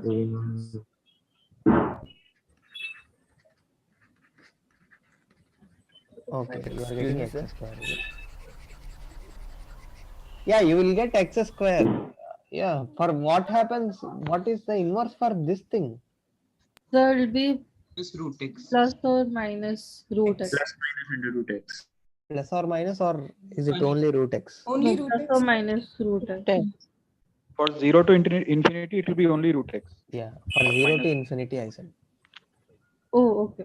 Sir, why you write mod x? Because see, root over something when it comes, when we are going to cancel anything, we will take mod x.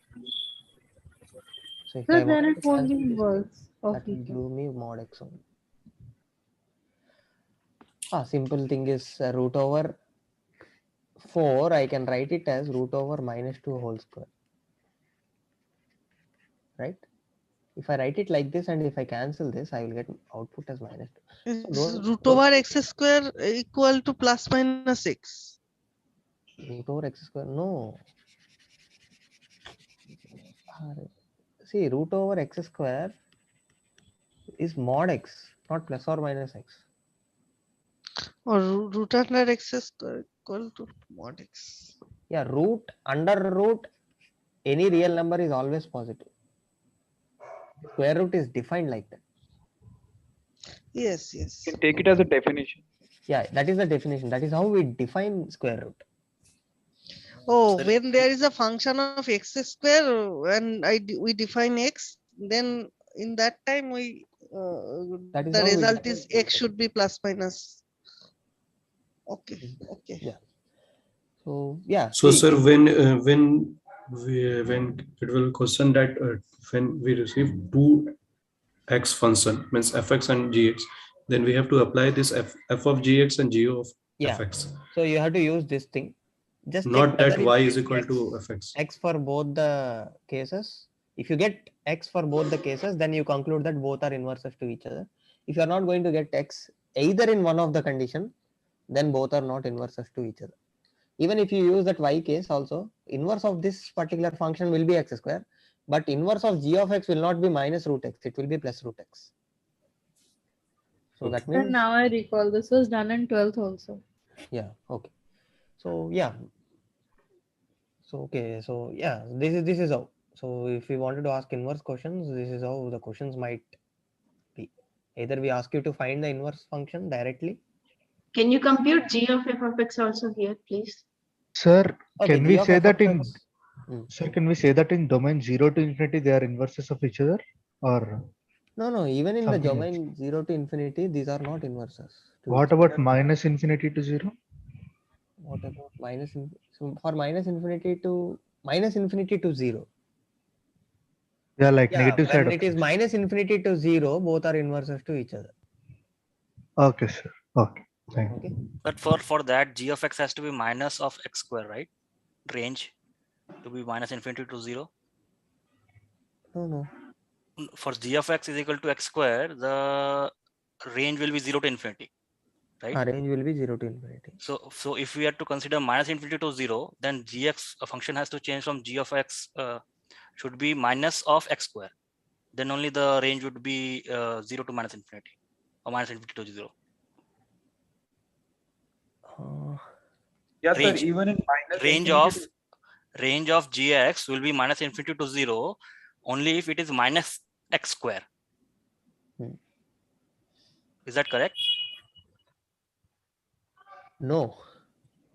How, sir? In this case, gx equal to x square, right? See, Range will minus be 0 infinity to 0 also, whatever the value I take, if I square it, it will become.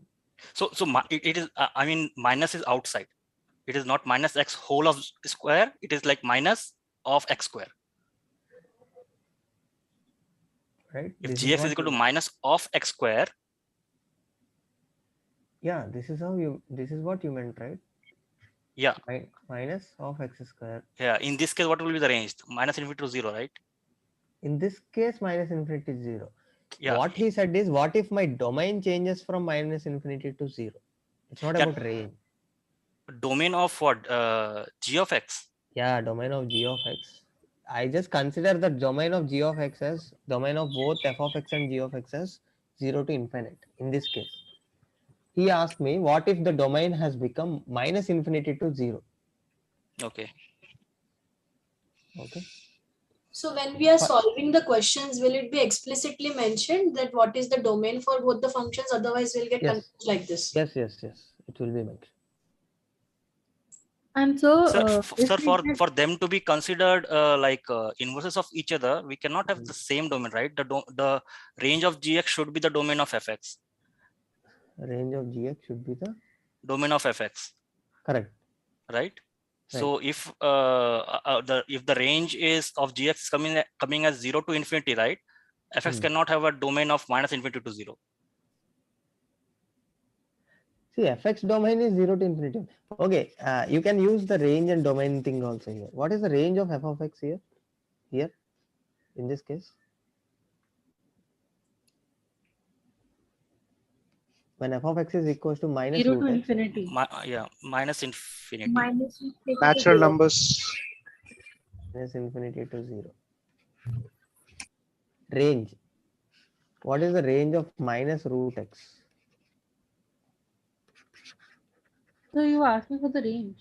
Right, range. Range of minus root x. Minus infinity to 0. 0. 0 right? included.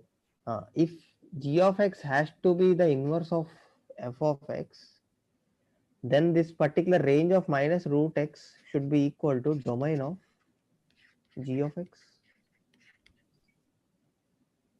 Yeah. Correct. Inverses functions work like that. Range of f inverse should be equal to domain of f. Yes, sir. So for them to be inverses, their domain and range has to What is the be tied. domain of g of x here? So yeah, minus infinity to. Okay, So here domain. it is. So 0 to infinity. Here. So just by looking at the function, x square is defined for the entire real number, right? Entire real number. See, I restricting the domain. Okay. So the domain restriction is the part of the question. Yes, right? domain. Because without it, we would be considering it as the entire real number. Right, correct. Even the above this line is question only. Okay. So even if it is a full real number, since the range is only from minus infinity to 0 for f of x, for g of x cannot be the inverse, no, sir? Cannot be inverse. If I didn't mention the range, then directly your answer will be no. No need to compute everything. X square itself It should is be not. it should not a one-to-one exactly function. match. Correct, no, sir? Range should exactly match the domain. Correct, no, sir? Correct. It should not be a subset. Means it cannot be a. No. Range will be equal to range of f inverse will be equal to domain of f. Okay. Okay. Yeah. This is how the questions will be. Okay. Can you please complete this question? Can you compute g of f of x G of and f of x, finalize the answer? Yes. Yeah. So g of f of x, when I wanted to find g of f of x, this will be g of minus root x, and this will be minus root x whole square, and this will be x. Okay. G of f of x, you will get x, but f of g of x, we will get minus x. Okay. Both we should get x only. So here it fails. So the answer will be no. F of x and g of x are not inverses to each other. So I had a small doubt. If we have under root minus 3 square, okay, how do we introduce the mod? Under root minus 3 square. Yes, sir. Minus 3 square. Minus 3. Oh, okay. Sorry, that will be okay. Got it. That will be 3. Yeah, that will inverse of fx. Minus 3 we can't. Okay. Excuse me, sir. What is the excuse me, sir? What is the condition for inverse functions with respect to domain and range? Condition is domain of f should be equal to range of f inverse, and range of f should be equal to domain of f inverse. Okay. Thank you, sir. Okay, yeah. And so if even one of the composite functions equals to minus x or some other value, we can directly say that it's not inverse, right? Not inverse, right? Okay. Sir, can you just scroll up, sir, for just 2 minutes? Sir, in this GOF, sir, we are just replacing the x value. Na? So it will, sir, minus root under x square or the whole square, sir. See, f of x, just substitute f of x is minus root x. Minus root x, correct. Now what will be g of minus root x? Just substitute minus root x in place of x here. Oh, okay. So that will be minus root x whole square. So this will be minus 1 whole square root x whole square. So this will be 1 and this will be x. You will get x. Okay. For this it will be x, for this it will be minus x. Even one fails, the whole thing fails, and we will conclude f of x and g of x are not inverses to each other. Okay. Okay. Yeah, let me come to logarithmic functions then. So in the same way how we defined exponential functions, even the logarithmic functions or simply log functions, we say, in the standard form we define it as f of x is equals to log x to the base a. So here a is the base. We call this as base. And it is pronounced as log x to the base a.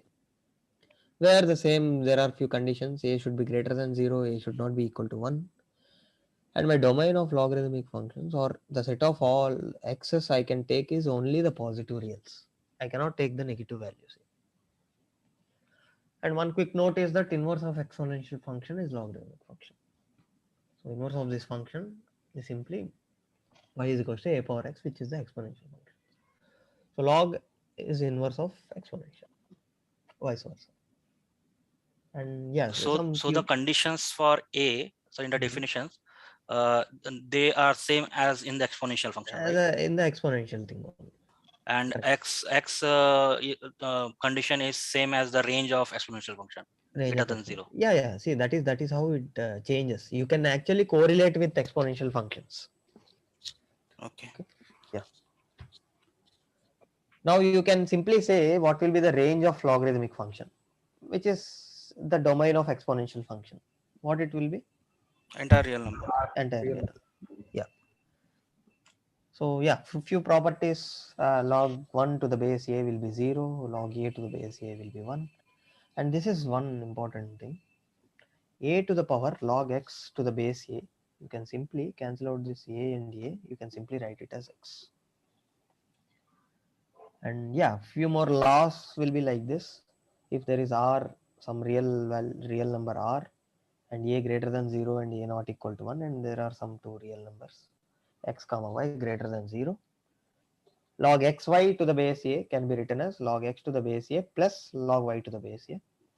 Similarly, log x by y to the base a can be written as log x to the base a minus log y to the base a. And final law is log x to the power r to the base a. You can actually bring that r outside and you can just multiply it with log x to the base a, r times log x to the base a. And yeah, so many people might do wrong or go wrong here. The product. This third property first, this log xy to the base a is log x base a plus log y base a. Can it be inverse also? I mean, log x base a plus log y base a can also be written as log xy base a.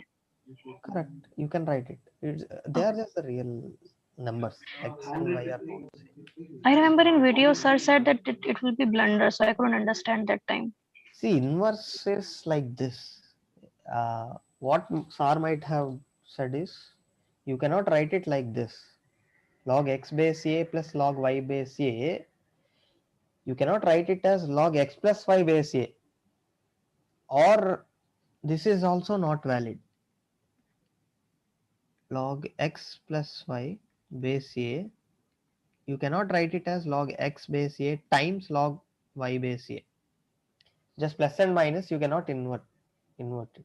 So this is product and this is plus, right?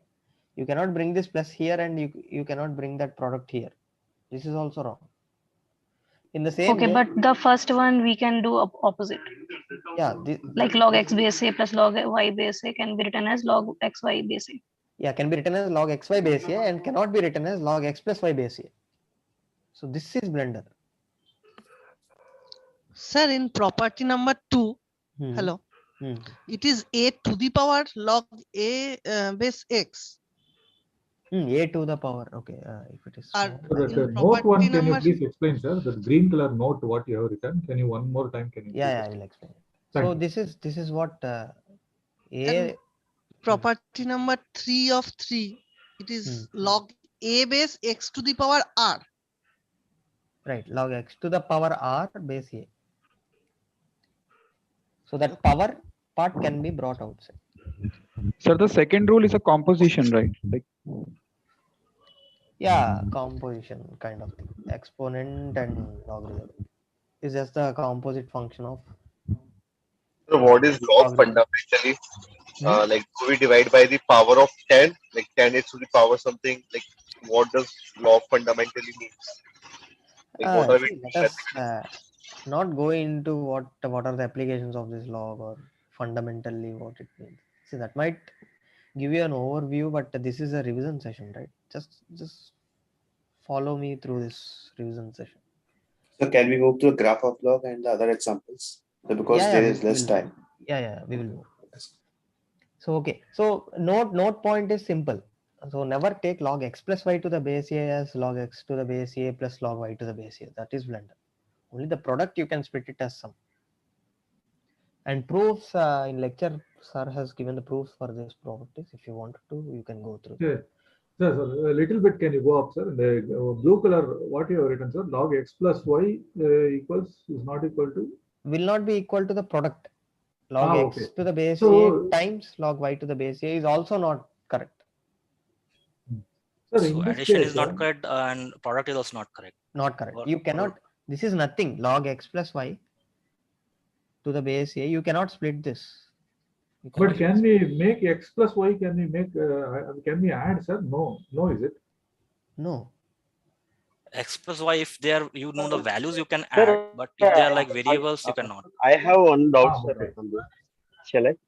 Sir, regarding different bases, log a base b and log base b and log c base b, can we add two different logs with different base?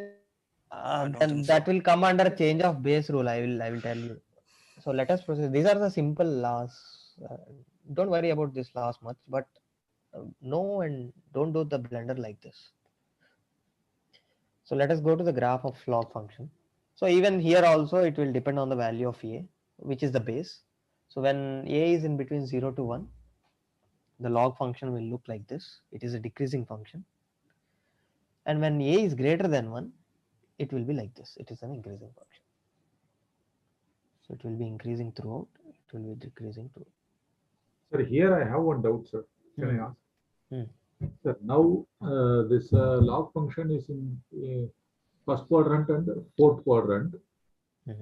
Okay, whether it is a is less than 1 or a is greater than 1, it is in the first and fourth. Can it come in second and third, sir? Second and third, if we composition of log functions will come in the second and fourth. Means log of minus x will come, sir. Log of minus x is not even defined, right? Acha, log of minus x. Yeah. That is my confusion. Actually, what I generally thought was, sir, all log function will come only in first and fourth. No. See, I can give you composite functions will go definitely in the map. So, it will. So it can switch the quadrant also. Okay. Yeah, it can switch the quadrant also. So log x plus 5 will actually be like this. Something like this. It will move. And this will be minus 4 comma 0. This is how it will be. Okay. So it doesn't depend on a value. It doesn't depend on a value. It will depend. See, log, when I say this is base 10. Base 10. Okay. Greater than 1. Greater than 1 case. Okay. Okay. When a is less than 1, when a is less than 1 and between 0. Any simple trick can you tell us, sir, in which how we can quickly, because logarithm and exponential more or less similar. Exponential, if you do, how to mirror it or how to go. How to mirror it? Means it will get mirrored in the 45 degree y equals x. No, sir. Correct. So if we draw x plus y graph, means y is equals to x. Yeah, something. Can we do something? Yeah, you can. If you know the exponential graph, I don't see a difference between drawing logarithmic function graph and exponential function graph. For anything, it will get mirrored in y equals x. Correct? Y is equals to x. One graph you know, then it is very easy to draw the other. Sir, we have one more doubt, like small doubt, like when we are writing x plus 5, log x plus 5, please go up. So the shifting of the graph, it happens sometimes left, sometimes right. So how to exactly ensure that it has to go see, that depends on the function I take inside. Okay, so here plus 5 is there, so it will go left side. So x plus 5 is there, right? Yes. So this x, you find the x-intercept first. Try to find the x-intercept. When x-intercept will occur when this particular thing goes to 1. What I do is x plus 5, it should not be 0. It should not be 0. 0. Correct. So x should not be minus 5. X should not be minus 5 and x should not be less than minus 5 also. Even negative is also not. That is how we find the domain of these log functions. So can you please explain that one? Like, because okay, I will take an example and explain. Yes, sir. Please explain it once more, sir. Yeah. Okay. Before that, let us try to find this domain, range, and x-intercepts of log. Just simple now logs. So just now, sorry. Sir, may I ask? Yeah. Sir, just now somebody said log of minus x. It doesn't exist, right? No, I said, but it exists. Sir, how? It depends on the how you. Oh, if x is negative, then. X should be negative. Okay. Then it is. See, that is why don't drag me into outside. I already mentioned you. Okay. So see, now what will be the domain of logarithmic function? 0 to infinity. Greater than 0 and 0 to infinity open. 0. Correct. Open, right? Open. So whatever we did in exponential functions, The range of exponential function will be the domain of this. So range, if you remember, range is 0, infinity for exponential. What is the range of logarithmic function now? Real number. Real number. Same thing. What are x-intercepts? 1, 0. 0, 1, 0. 1, 0. If you remember, we don't have x-intercepts for exponential functions, but we have x-intercepts for logarithmic functions. Logarithmic function. Now what are y-intercepts? Null. That would be null. Null. So just the opposite thing. So whatever we have written above, second step will be the first step will be the second, third will be fourth will be. What are the vertical asymptotes? X equals to 0. Now x is equal to, there y is equal to 0, here x is equal to 0. So vertical asymptote, we will have vertical asymptotes, we don't have horizontal asymptotes here. We will have horizontal for exponential, no vertical asymptote. How will be the end behavior be? When x tends to infinite? Infinity. When x tends to infinite, when see, look at the graph here. So it is a decreasing graph. When x tends to infinite, minus infinity. There is my looking at the wrong graph. Minus infinity. Minus infinity.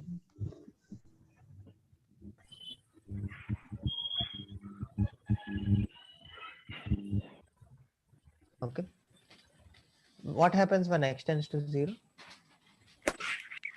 Y tends to infinity. Infinity. Look at this graph. So x tending to 0, where my y going? When x tends to infinite, where my y going? So y tends to infinite. When a greater than 1 case? Plus infinity. Infinity. It will be reversed. Minus. That's it. Is this function increasing or decreasing when a is in between 0 and 1? This graph Decreasing. is decreasing. So for a between 0 to 1, both exponential and logarithm are decreasing, right? That behavior remains same for. Yeah, that remains same for both. So this is increasing when a greater than 1, increasing. So if you correlate with exponential function also, you will more or less get the opposites of what we got in exponential functions. Only the increasing and decreasing remains same. Everything you will get the reverse of it. And yeah, so one more thing is change of base rule. So this is a good property, you can say, or one theorem, you can say, whatever, in logarithmics, where you can actually change the base. So if you have log x to the base y, I can rewrite it as log x to the base b divided by log y to the base b, where now a new base has come, b, replacing the older base y. So old base is y, now the new base is b, if you see. Okay, so this is how you can actually change the base. Okay, sir. Sir, can you just go back? I was making notes and I wasn't able to make notes. I see. I will send you this PDF. Okay, don't worry. Yes, sir. Why I didn't send the week 10 PDF is because I just wanted to give this PDF. This is shorter than that earlier PDF. Okay, this is important. Sir, it will be loaded in the portal, sir. Yeah, I will. After this session, I will ask studio team. Oh, okay. Thank you, sir. Thank you. Actually, you can go through the week 7-8 contents also before the session. Okay, that will be better, sir. That will be better. Thank you, sir. Thank So you. is it under supplementary contents? What are supplementary contents? No, in the portal there is one. That will be mentioned in the announcement. I guess it will be released under this mocks and quizzes kind of thing. Okay. You can just check. Okay, let us do this and we will close this session for today, and we will do week 7 and 8 on Friday. Friday, sir. Sir, kindly, sir. Friday, little evening, sir. Yeah, please. It's already fixed from 8 to 10, right? Okay. Then fine, sir. Thank you. 8 to Can't 10. it be changed to somewhere evening, even if not 6, then at least 5? No. 8 to 10. 8 to 10 is 8 to 10 in the morning. Morning. Yeah. Okay, that is also fine, sir. See, the thing is, even Fridays, many people are taking revision sessions. Okay, this was fixed and.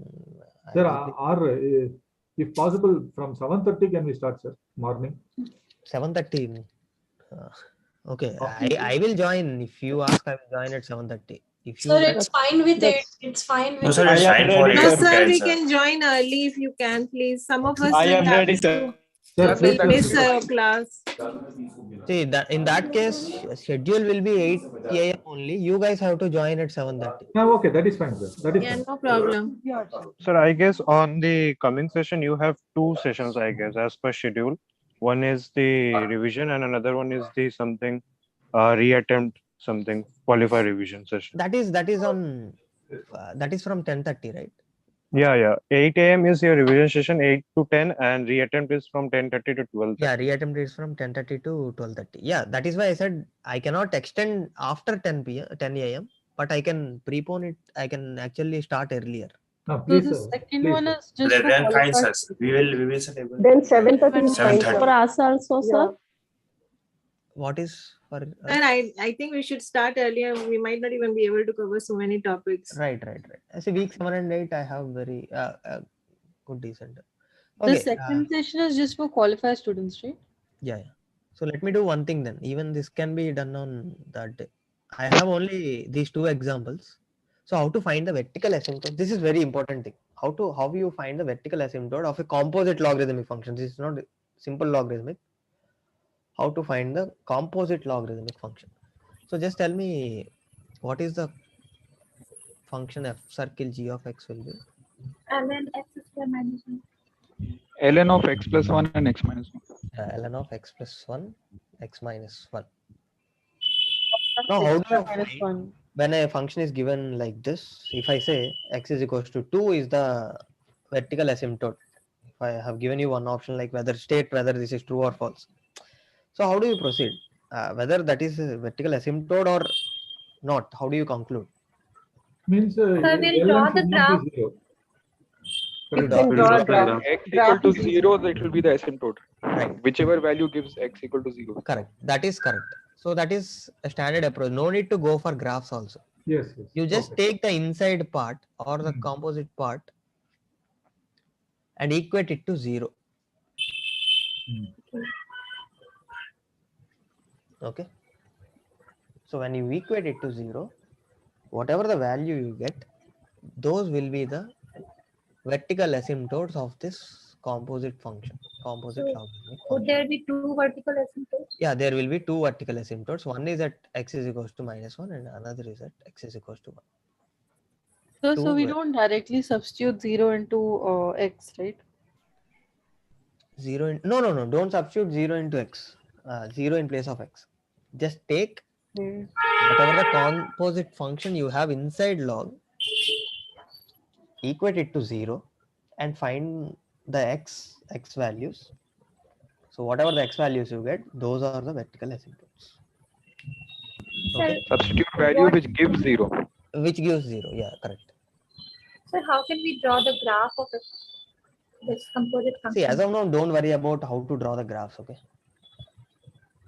How to draw the graphs of log functions is slightly what I can say is No, sir, actually, I Sir, I was can just help that. thinking that I can help.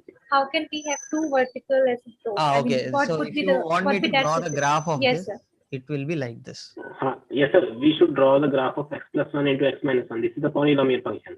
And the yes, sir, like this. Graph would be, it should be logarithm is defined only for positive y. Yeah, correct. Right, so sir. inside part Then- should be greater than 0. First Yes, thing, sir. domain Inside part should be greater than 0. Then you will get the interval. So it will be defined in this interval only. Is there any other example besides ln? Any other example? Besides ln? To compute vertical asymptotes, is it? Yes, sir. No, don't worry. So vertical asymptotes usually in max 1, you will get only when a logarithmic function is given. Sir, what is defined in? So what is it's defined in always those the interval?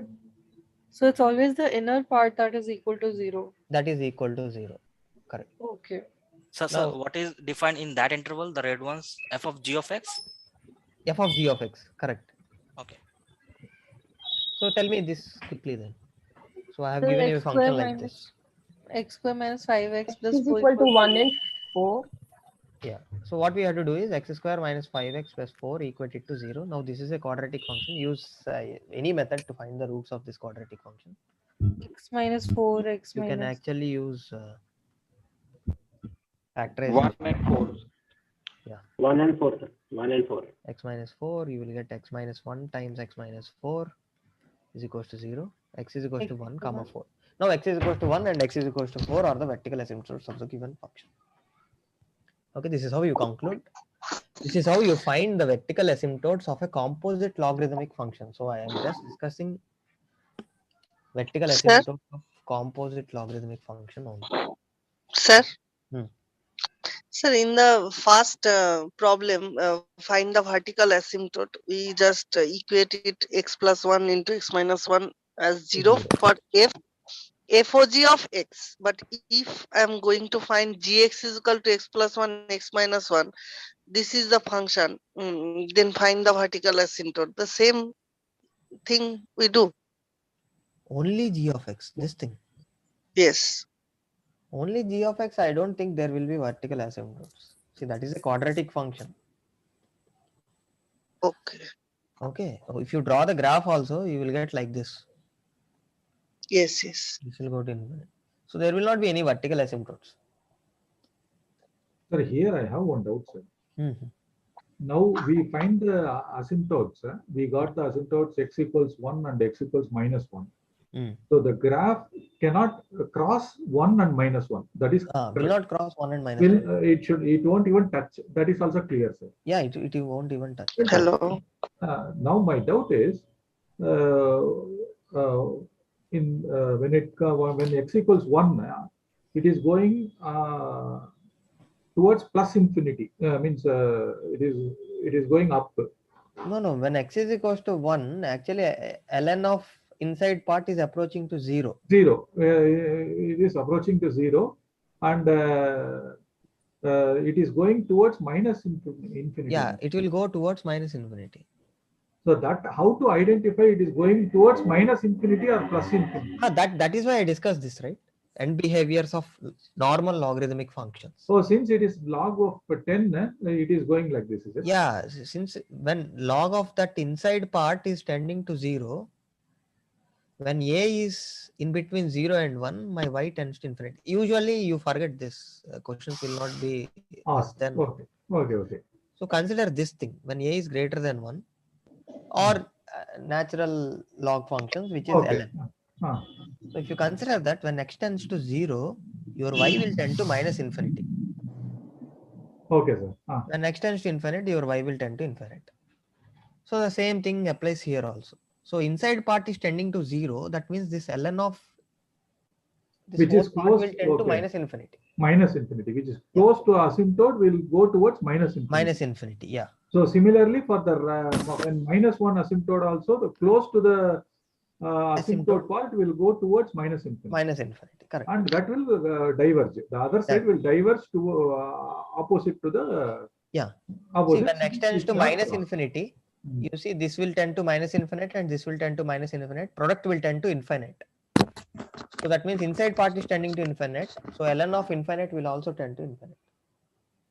Sir, I just want to clear my confusion that only logarithmic function, vertical asymptote only exists for logarithmic function. No, I never said that statement, but as of now, worry about only logarithmic functions. What will be the vertical asymptote of g of x of the first question? There will not be any vertical asymptote. See, g of x is only a quadratic function. So, sir, it's the number of solution is a -1 and 1. May I Number write, of vertical asymptotes are -1 and 1.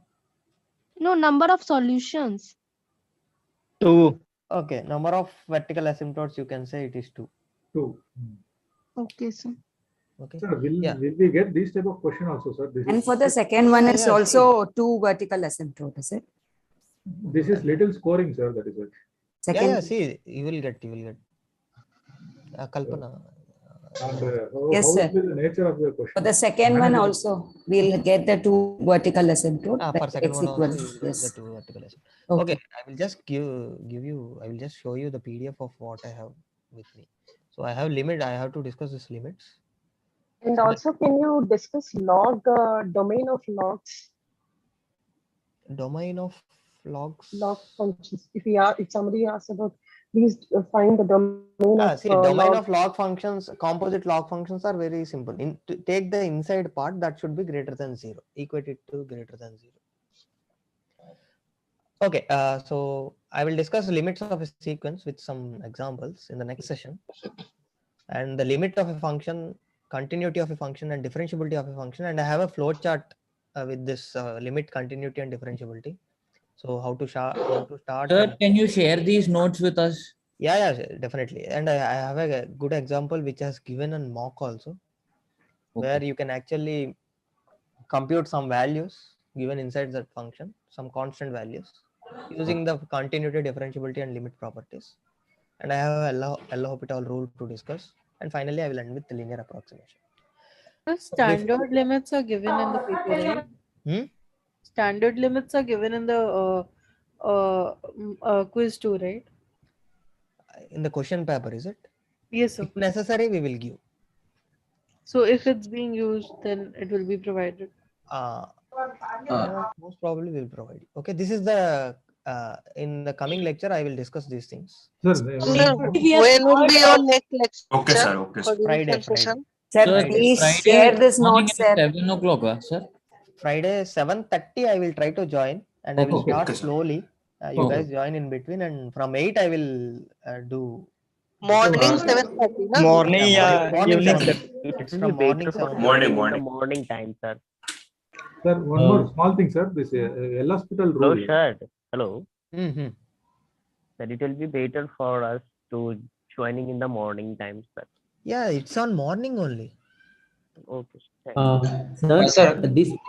This PDF you're going to share after this session? After this session, I will just share. And complete, like whatever till what you are going to cover in next week also, that you're going to share. Yeah, this whole PDF I will share it with you. Just go through this PDF. Sir, how are you going to share this? On the portal.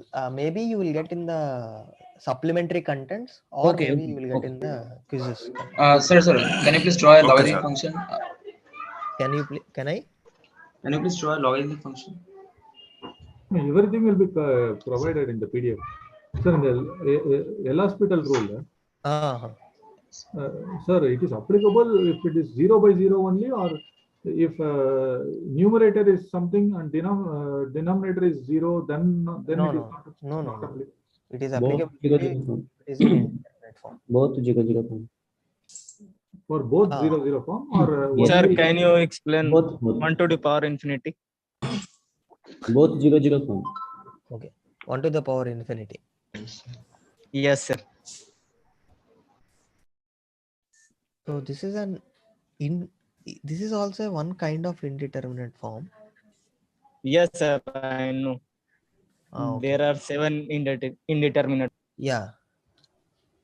Sir, if So we what you are want asked to to explain? find the asymptote for exponential function, then how should we do it? Find the asymptote for Sir, please exponential explain function. 1 to the power Yes. in infinitive terms, sir. Actually, it will be better for knowing us because this is a new thing. I think so. But this is not the right time to discuss that thing. See, I guess most of them, 108 people are waiting in the session, and okay. Maybe this will be good if we have one-to-one conversation. In the forum, sir, forum better. Sir. Yeah, maybe forum you start the thread, or I will just try to reply it on thread. So just when you're summing up the We will session, ask this. so when you're just summing up the session, briefly we have covered week 5 and week 6 today, and on Friday we'll be covering 7 and 8, right? 7 and 8, yeah. And one more thing to add in, like whatever you have discussed, the concepts and the examples, if we actually briefly refer to that, it would be more than enough for understanding. Is it fine? For your understanding, and yeah, once I complete the Friday session also, this whole particular notes will cover you some 70% of your quiz too. Okay, thank you, sir. Thank you very much. Sir, even on Friday's session, could you upload the solutions to whatever you'll be covering on that day? Just as you'll be sharing these notes today, please also share for the limits part of it. Okay. We'll see. I will just share this PDF now. And Yes. we'll see on Friday Yes, after sir. Friday what to do. Okay. Sir, one more question, sir. Sir, what is I have about a the doubt remaining in 30%? activity question. Sir, last one doubt, sir. This assignment, this mock test, what you have conducted, and you are going to take it as an assignment score, no, sir? Yes, yes. That one, actually, in the announcement, it is mentioned only for the hall ticket eligibility. But we request you to consider for the end score also, sir. Even it will be considered for end term. Okay, thank you, sir. Because that also has some 0.1% weightage. That's it. Yeah, I understand. See, this is an Thank you, extra assignment kind of thing. This is Thank you, for sir. increasing your scores only. Okay, thank you very much, sir. Thank you. Sir, when will those solutions be released? For mock, right? Yes. Yeah, tomorrow. Most probably tomorrow. Okay. Sir, Sir, I had a So what about the remaining doubt 30%? regarding Whatever Of the the- quiz 2? Sir, remaining 30% of quiz 2. So you talk See, about I that? already said you there will be few some 11 to okay maybe 14 with including subparts. There will be 2 questions which will be slightly out of box. You have to think a little bit. Apart from that, everything will be questions which you have seen in activity or practice or graded. Okay, sir. So there are 2 question answer from week 1 to 4, or it is No, it's different? not from week 1 to 4. It will be from week 5 to 8 only. But it will be like the question which you haven't seen till now, or you have to think Okay. about it in a different So it's way. tricky one. Application. Slightly a Sir, tricky one. week 1 to 4 would not be, I mean, individually they would not be covered, only to the extent that they are overlapping with week 5 to 8, right? Yeah, see, the concepts we use, but we won't be asking the direct question. Okay. So could I ask the doubt about converging and diverging now? It would be better if you ask in Friday session. Okay. So after the session? So can we conclude that 50% would be from week 5, 6 and 50% from 7 and 8? See, almost. So Almost, okay. Yeah, So it is if we are left out with some of the part, we understand that this much part we are not going to attempt. Because for working professionals, I think it would not be difficult. It would be difficult to revise everything now. Yeah. So that is why I said, right, this particular PDF will help you go through it very quickly in short. It is just of 14 pages, I guess. So Yes. 14 No, sir, this pages is good, big sir. revision. Yeah, thank There you. would be some from week 1 to 4 as well, right? So whatever you have written, even that you will be sending through the PDF? You just Whatever written we the discussed solution. till now, with whatever I didn't discuss, but I have a notes kind of thing, important things kind of thing. I will share it with you. And please upload even after Friday also. Yeah. See, okay. But I suggest you guys go through this PDF Yes, sir. completely Yes. and try to solve these questions. Yeah, sure. And come on Friday, we will discuss. Okay, that Sir, is I have a Definitely, sir. We will. activity question. Hello, sir. Okay. Before that, this session agenda is completed for today, and we will meet on Friday. So those Thank who you, have sir. small doubts, you can stay. But those who are done, you can leave. Thank you, Friday Thank you, sir. Sir, please upload. Sir, last question. Sir, where exactly would you be uploading this PDF? That depends on where they upload. Sir, in the announcement you announce, sir, please. Yeah, announcement. I will ask them to announce also. Okay. Most probably you will get in the supplementary content. Okay, thank you. Okay, sir. Thank you very much, sir. Hello, sir. Hello, sir. Hello. Yeah. Hello. Sir, is there any issue of attendance? Because I generally attend live session for mathematics, and all the other subjects I generally watch the YouTube recordings. That's why I'm clearing my doubts. That is there any issue of attendance? No, that attendance thing is like 1 in out of 4 sessions is required, I guess. No, actually, I am a working person. That's why I generally watch the recordings. Okay, you can just post this if you are not going to get the hall ticket or something like that. If you can just post your query to support team. They will look into this. Don't worry, they will not stop you to write exams or anything. Attendance only required for the bonus marks. Bonus marks, that's it. Yeah. Only for the Bonus. How much is the bonus marks? 5 marks. Yeah. It's Then- nothing. Yeah. I generally Sir, watch can I the ask a recording question? of live session or Fine, for fine. other subjects. That's why. That's fine. You just post your query there and Sir, how query to support find team. asymptote for exponential function? See, asymptotes for exponential function, you just equate e to the power whatever the function you have to 0. So the whole function we will have to uh, equate to 0 or the only e to the power?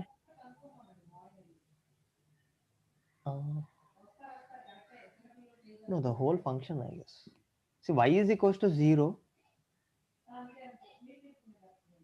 is the asymptote for e to the power x, right? Okay, okay, okay. Yes. So, see, just substitute x. Okay, let me recall. So, whatever we did is e to the power x tends to minus infinite.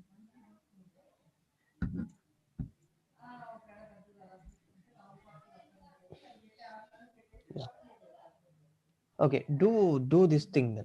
You just try to find the y-intercept Screen is of not your visible. exponential function. The notepad screen is not visible to me. Okay, okay, just try. Is my screen not visible? I didn't stop yet. No, the screen is visible, but when you write, it is not showing. Okay. Only the PDF is showing on screen. Okay. Whenever a Yeah. function, okay, let me take an example. So if you have e to the power x square, okay, e to the power x square minus x.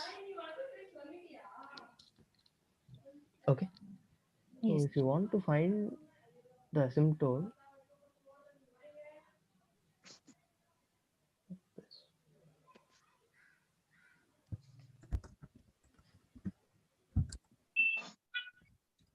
yeah.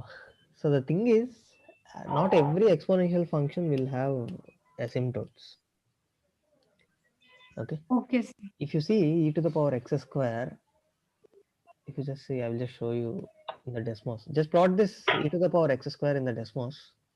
You will get, surprisingly, you will get an quarter x square kind of graph. So the screen is not visible. Parabola. I will just share. Wait.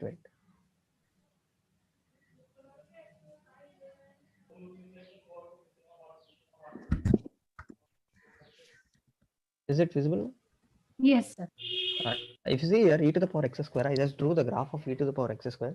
This is like a parabola, right? Yes. So, But sir, as you this are saying, like not every exponential function has asymptote. So, same goes with logarithmic functions also, or like every logarithmic function has asymptote. See, usually that is how we find asymptote, vertical asymptotes for logarithmic functions. So whatever the part inside is there, if you equate it to 0 and find the x values, you will get the asymptotes. If you are unable to get the roots of x or something, you say log x square, ln x square, ln x square plus 5x plus 1. So if you have like this particular x square plus 5x plus 1 will never go to 0. Am I correct? Okay. So if you have a quadratic equation which does not have any roots, suppose that is what I wanted to mention here. So this any x real square, roots? no any real roots. This particular x square plus 5x plus 10 will not have any real roots. So this particular thing will never be equal to 0. That means you will not have any vertical asymptotes for this log function. This particular function, you will not have any vertical asymptotes.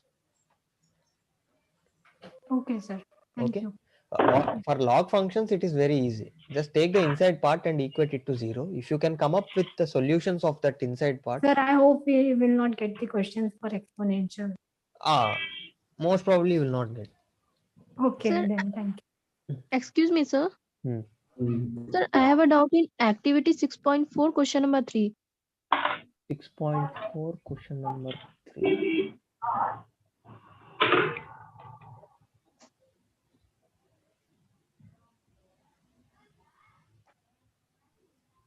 Okay, I am sharing the Desmos screen and I just explained this.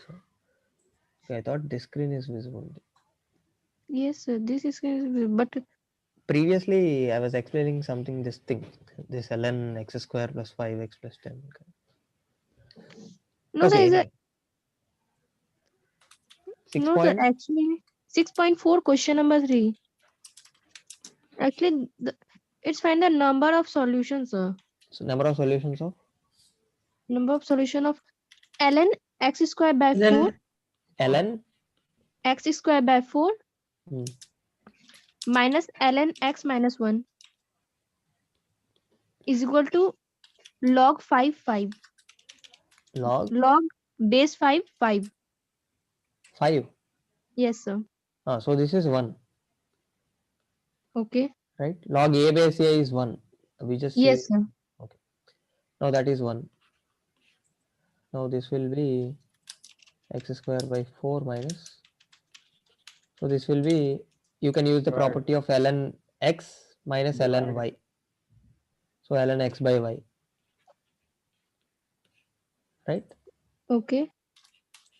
This is you treat, okay, a. This is b. B. ln a minus ln b, you can write it as ln a by b. Should be equal to 1. Correct? Okay, sir. Yes, sir. Now x square by 4 times of x minus 1 should be equal to e. Just take e. Just bring this e. Or you can take the e to the power 1 on both sides. And this will be e power ln x square by 4 times x minus 1 to the base e will be x square by 4 times x minus 1. So this is also one property of log, right? Okay, sir. So now this will be x square by 4 times x minus 1 is equals to e. So this will convert to a quadratic equation. 4ex minus 4e. So should it be e or should it be 0? So this is log 5 to the base 5 is 1, right?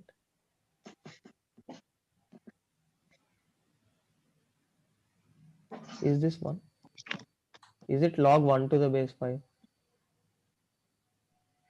Sir, it will be e to the power 0 equals to log 5. This will be, in the last step you have mentioned e to the power 1. I guess which will be equal to e to the power 0 equals 1, which is log base 5 of 5. no, see. ln, he is not converting to e power 0. yeah, see this is equal to 1. So when this will be equal to 1, base.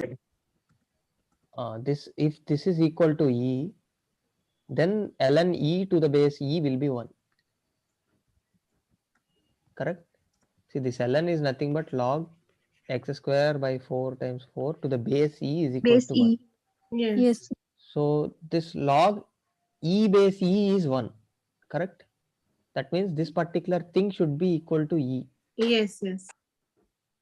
So this particular x square by 4 times x minus 1 should be equal to e. Correct? Or take exponential on both sides. That is what I meant. E to the power of this will be equal to e to the power of 1. Now e to the power of log x square by 4 times x minus 1 to the base e will simply be x square by 4 times x minus 1.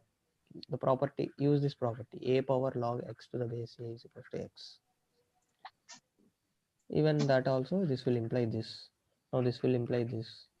Now this will convert to x square minus 4ex plus 4e is equal to 0. This is a quadratic equation. Just check the discriminant sign.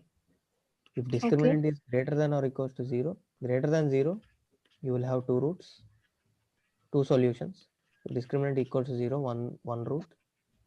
If d is less than 0, no root. No root. Okay. Hello, sir. Okay, sir. Excuse me, sir. Yeah. Hello, sir. Sir, mock for quiz. Excuse me, sir. Sir, mock for quiz 2. I mean, the third question, it has duplicate values in the options. Yes, sir. That was my mistake. Question?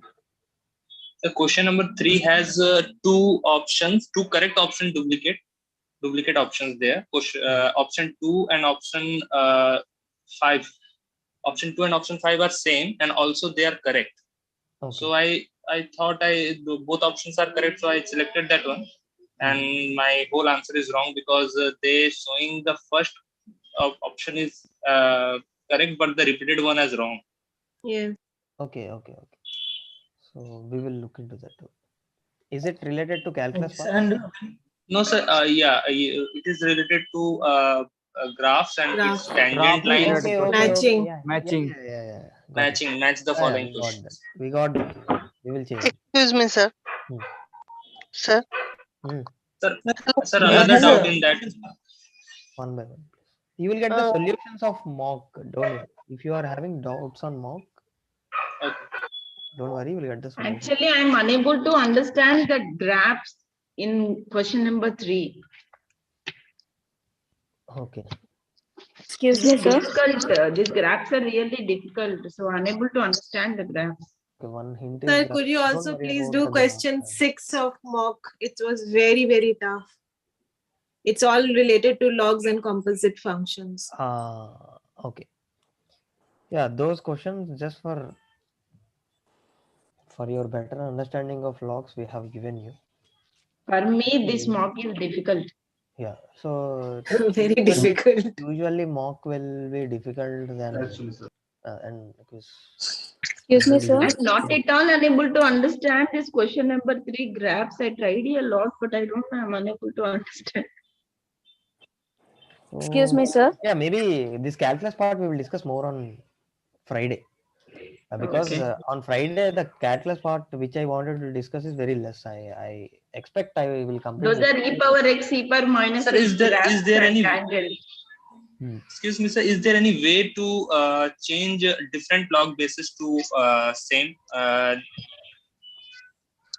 Like log 5 of base e and log 5 of base 2 can be. There is a way to change their bases to logs. Log 5 of base e and log 5 base 2. Equal to make it a equation. Something you can use this. You can change everything to base b. Okay, you change this like this, change this like this. So everything will go into base b kind of thing. Okay. Thank you, Excuse me, sir. Yeah. Sir, a quick question on activity 6.7, question number 2. It is like log of x minus floor x base 10. X base 10. So for this, where floor x is the greatest integer, less or equal to x. And for this, one of the correct options is graph of f of x have an infinite number of vertical asymptotes. Yeah, so I could not understand that one. Can you please explain? See, vertical asymptotes I just said, right? You just take the inside part. Okay. And equate it to 0. When will x minus floor x will be equal to 0? When x is equal to floor x? When x is equal to floor x. When will That x means, be equal to floor x? So when you basically x is between x and x plus 1.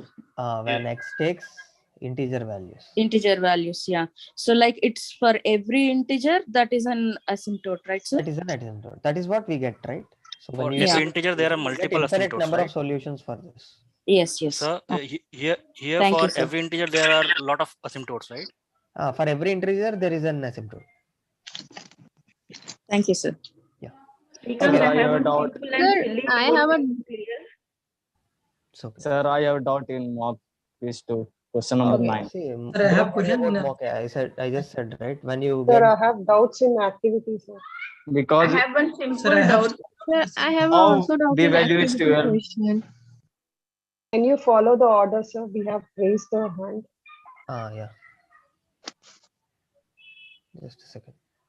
Sir, one thing I want to point out. Hello. Hello. Yeah, hello. Sir, please, if possible, link the mock session in the Google Calendar also, because it is not possible to scan all the time mails and track the session of mock test, because I missed the mock test of mathematics. So what we If wanted you to link the mock test session in the Google Calendar, then it will be mock test. better for us. If you Like put it in the the calendar, revision we session get and open notification. session, solve with that session. like this. If you link the mock session in the Google Calendar, Okay. Okay, we'll do that. then it will be better for track me. Okay. Yeah, sure. Okay. So I have one simple doubt, just it will take 1 minute to clear. Sure. No, actually it's a silly doubt, but I'm unable to understand. When we solve the first question, x square greater than or equals to plus or minus root 3, right?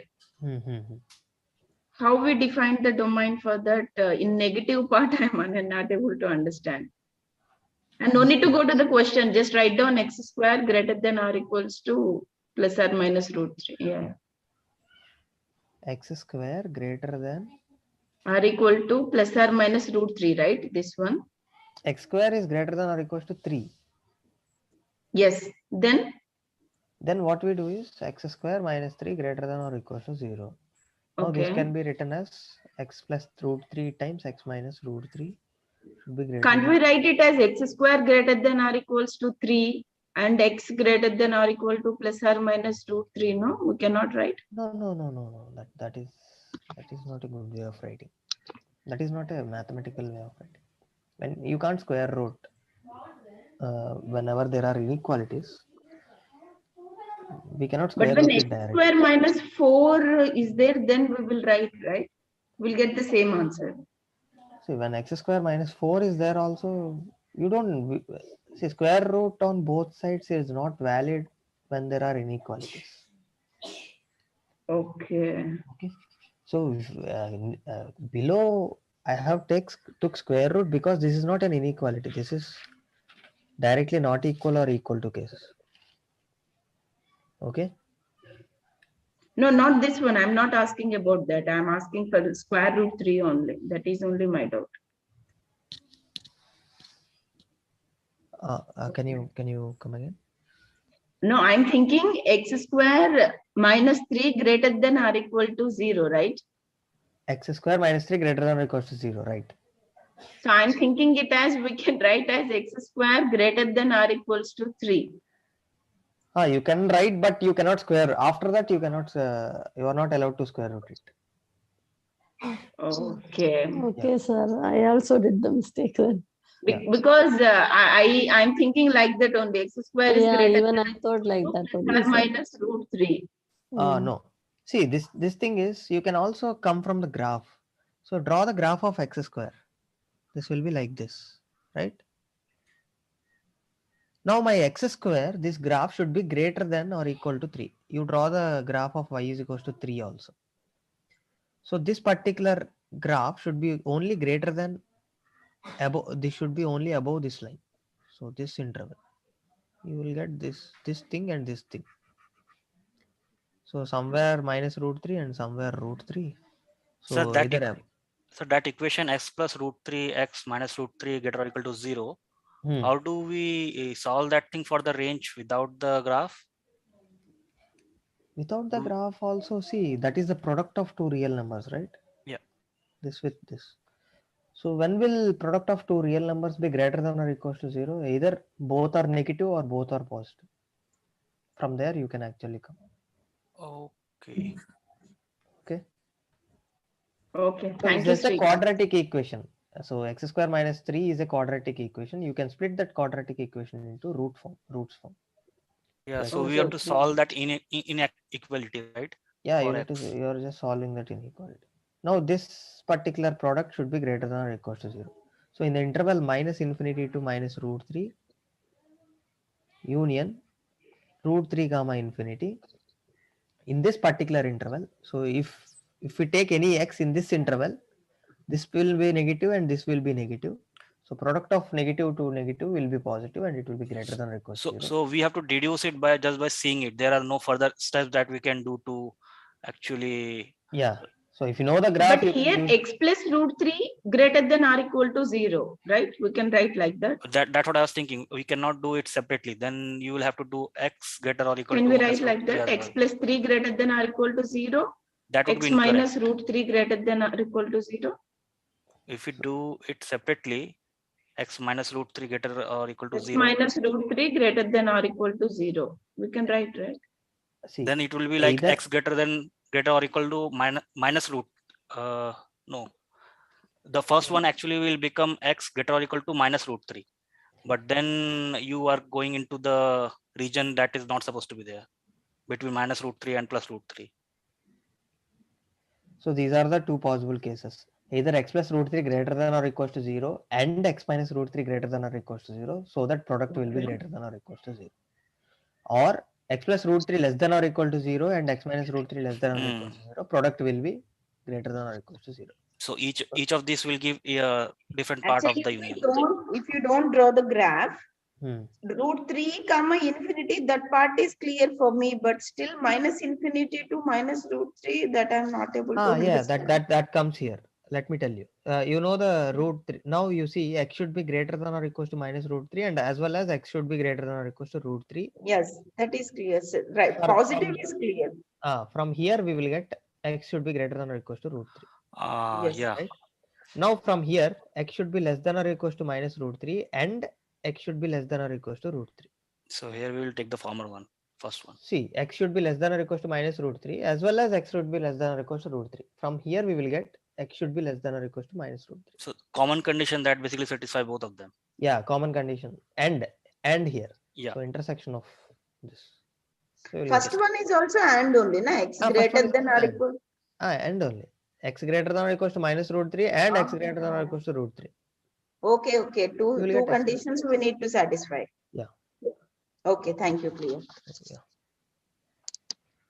Hello, sir. Thank you, sir. Hello, sir. Mm-hmm.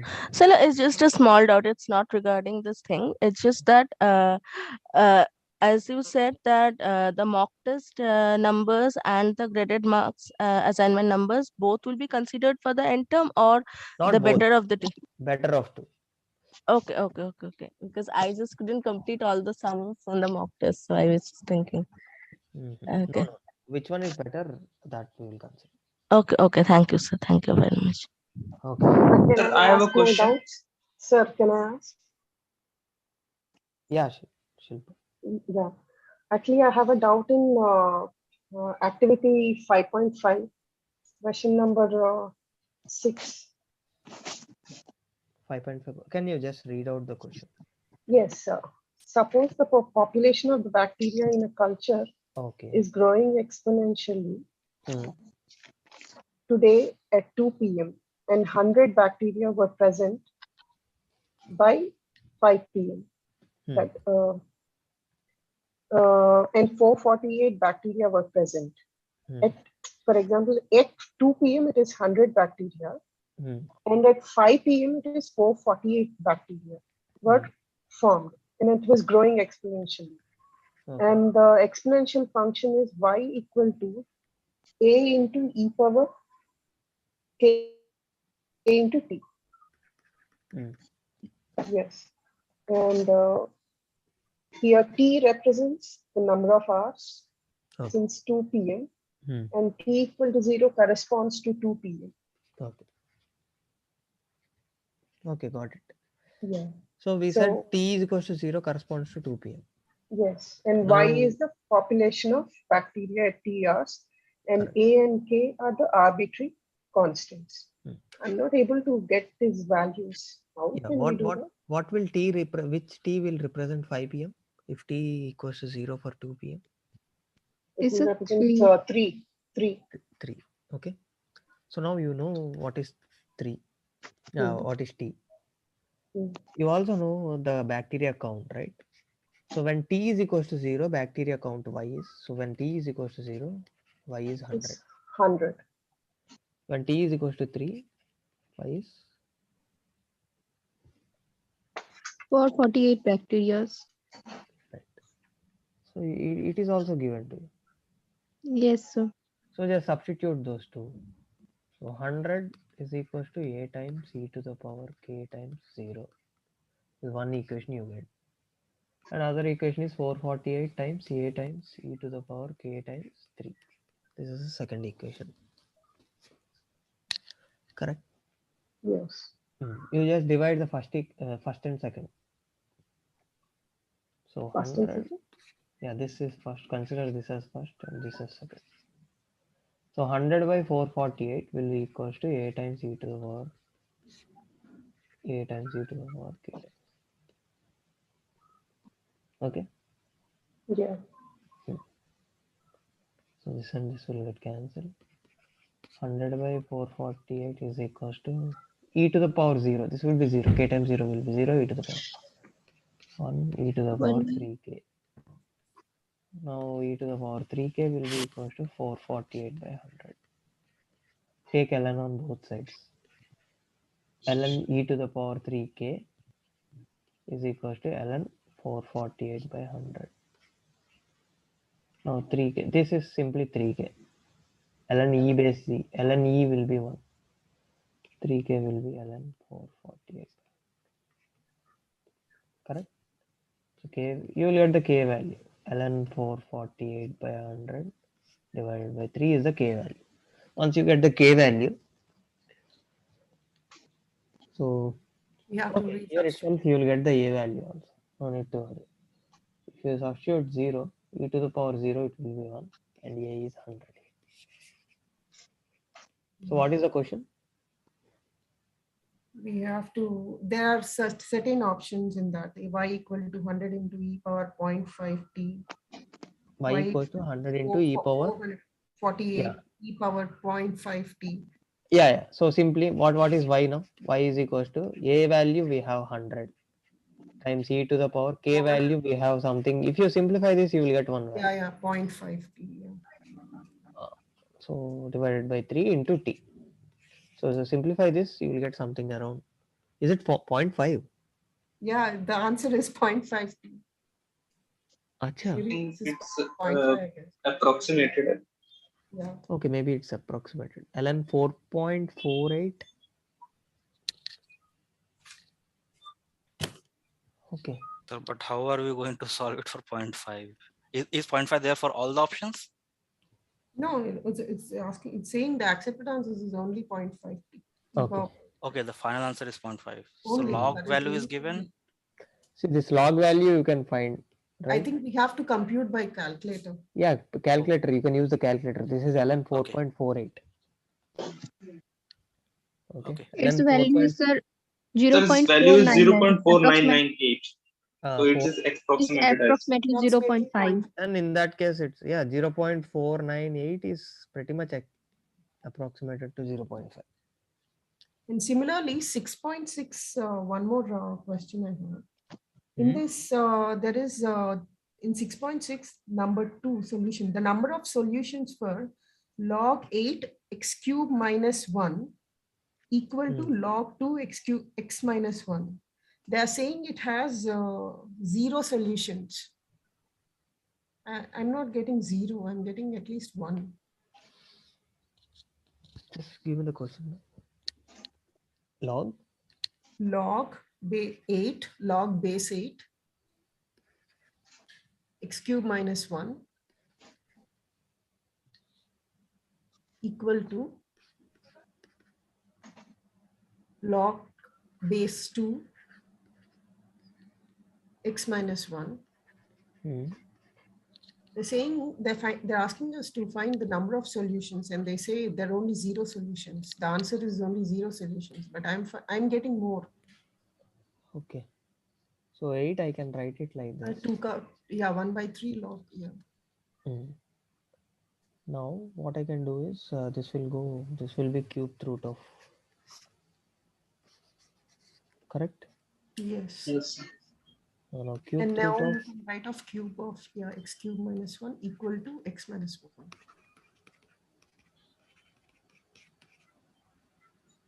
Yeah, even I got this, the same thing. I got it. Okay, x minus 1, x cube minus 1, I can expand, right? X square plus x plus 1. Yeah. This also x minus 1 into x minus 1 whole square. Correct? Yes. Cancel out. When I am cancelling out, I am assuring that x is not equal to 1. Right? Yeah. So when I'm cancelling x minus 1, that means that is a non-zero value. So then only I can cancel out. Okay. X square plus x plus 1. This is x square minus 2x plus 1. x is equals to 0. Yeah. Correct? Okay, So sir. I did not take this x is not equal to 1. even that doesn't matter. Yeah. So You simply that is the reason I could not get the solution. Okay, you will get x is equals to 0, right? Yeah, I don't know somehow. Yeah, even x is equal to 0 is the. Sir, here x will be It's 1 not by a 3, right? solution. It's according X will to be? you, x is equal to Like 0 is not a 1 by solution. 3, right? 3x will be 1 and x will be 1 by 3, right?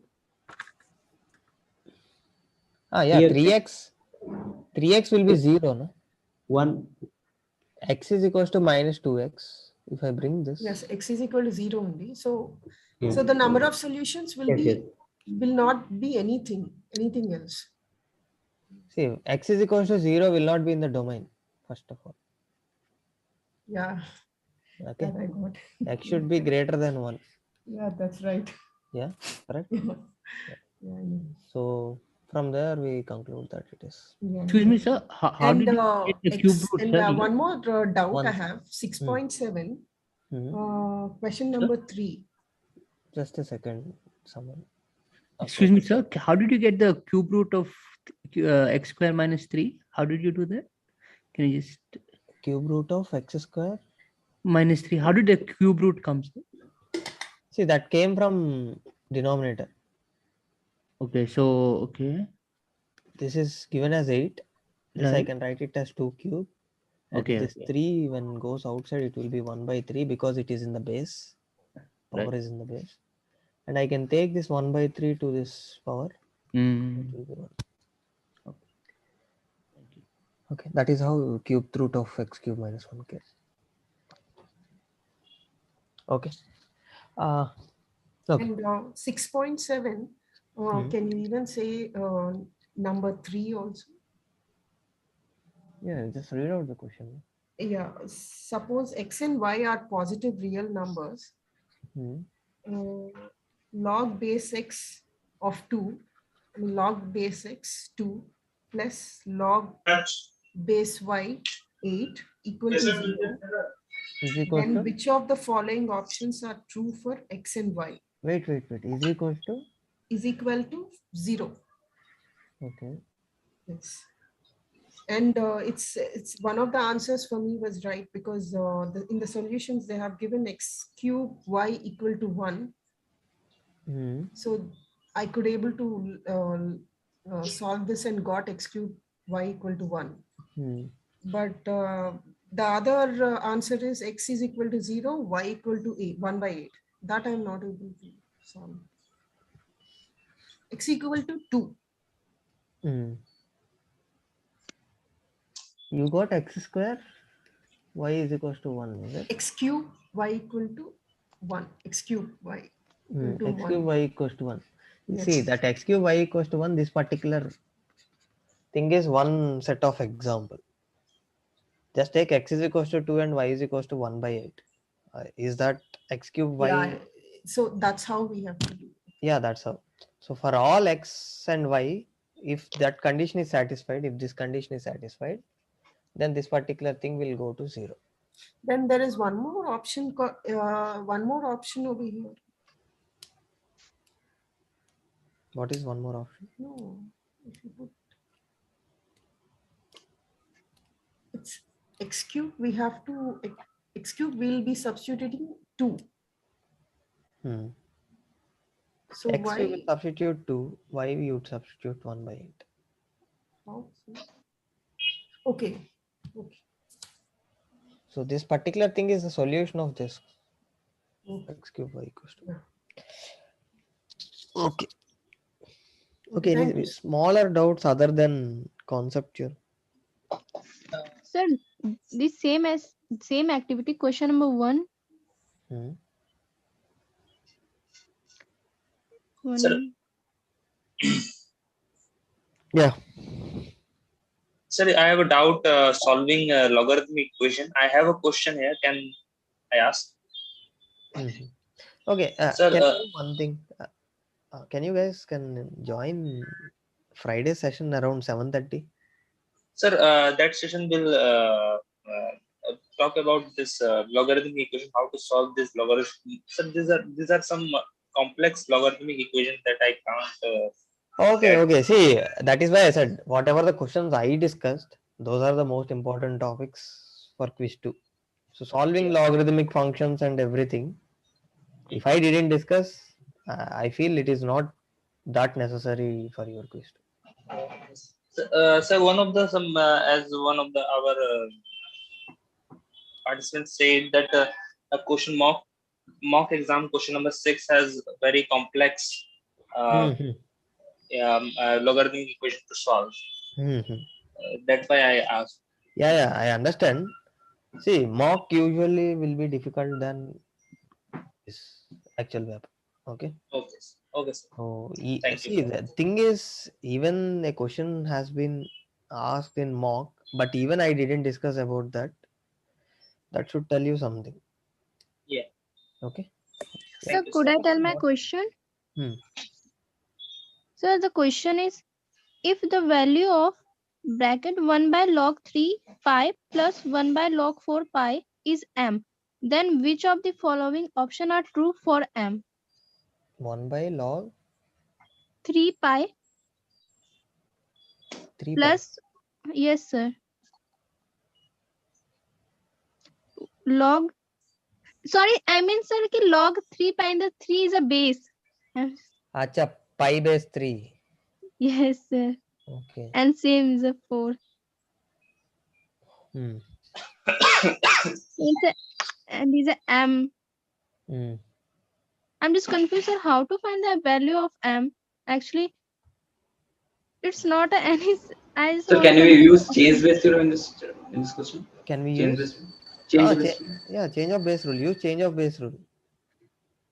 See, whenever you see different bases, you just try to bring everything into same base.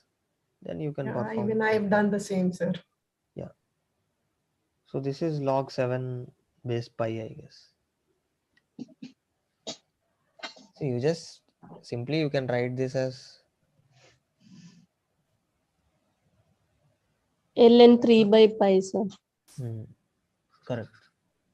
ln 3 by ln pi. Yeah. Plus ln 4 ln by 4 by ln pi. Now this will be ln 12 by ln pi. So that we can take the logarithm using the So this calculator. will be ln 12 by ln pi. This will be log 12 base pi. Or you can just compute the ln 12 value and ln pi value and divide it. Yeah. 2.2 you will get. Yeah. Somewhere around 2. Okay, sir. Okay. Yes. So any other doubts on Friday at 7? Can we join, sir? 7 is difficult. Difficult. 7:30. 7:30. Yeah. Sir, one more doubt. Actually, I didn't had some questions in my mock exam, but rest of the question I submitted. But today it is showing I didn't submit any like that. It is showing. Is it any problem, sir? Actually, I have assessment mark and all. It's okay. Graded assignment all I did properly. I hope it's not a big issue. It's not a big issue. If your graded scores are good, then it's not an issue. Yeah, okay, if you are fine. having an issue, then just post that particular query. Yeah, question issue I posted, but I didn't get any reply. This I to now only I just now I noticed my whatever question I submitted, answer I submitted is not showing. I don't know what happened. Don't worry about it. If you are good at graded assignment, no need to worry. Okay, sir. Thank you so much. Thank you, sir. Thank you so much, sir. Thank you, sir. So much. Thank you so much. Okay, thanks. So we will meet on Friday then. Okay, thank you so much for your time. Yeah. Yes, Thank you thank very you, much, sir. sir. Friday in the morning. Yeah, thanks a lot. Friday in the morning by 7. Yeah, Thank you, sir. by 7:30. I Excuse will me, join sir. by 7:30. Thank you, bye. Thank you. Excuse me, sir. Sir आज upload कर सकते हैं क्या sir PDF? अभी मैंने post कर दिया, आज हो जाएगा. Yeah, Okay, okay. okay. Thank you. So whatever you discussed till now, it will be shown in the PDF, no? Yeah, till No now, PDF. whatever we discussed, it will be shown in the PDF. Everything, all the activity just now I asked. See, activity I just erased because of I should upload this PDF. So whatever the last page is there, I will upload.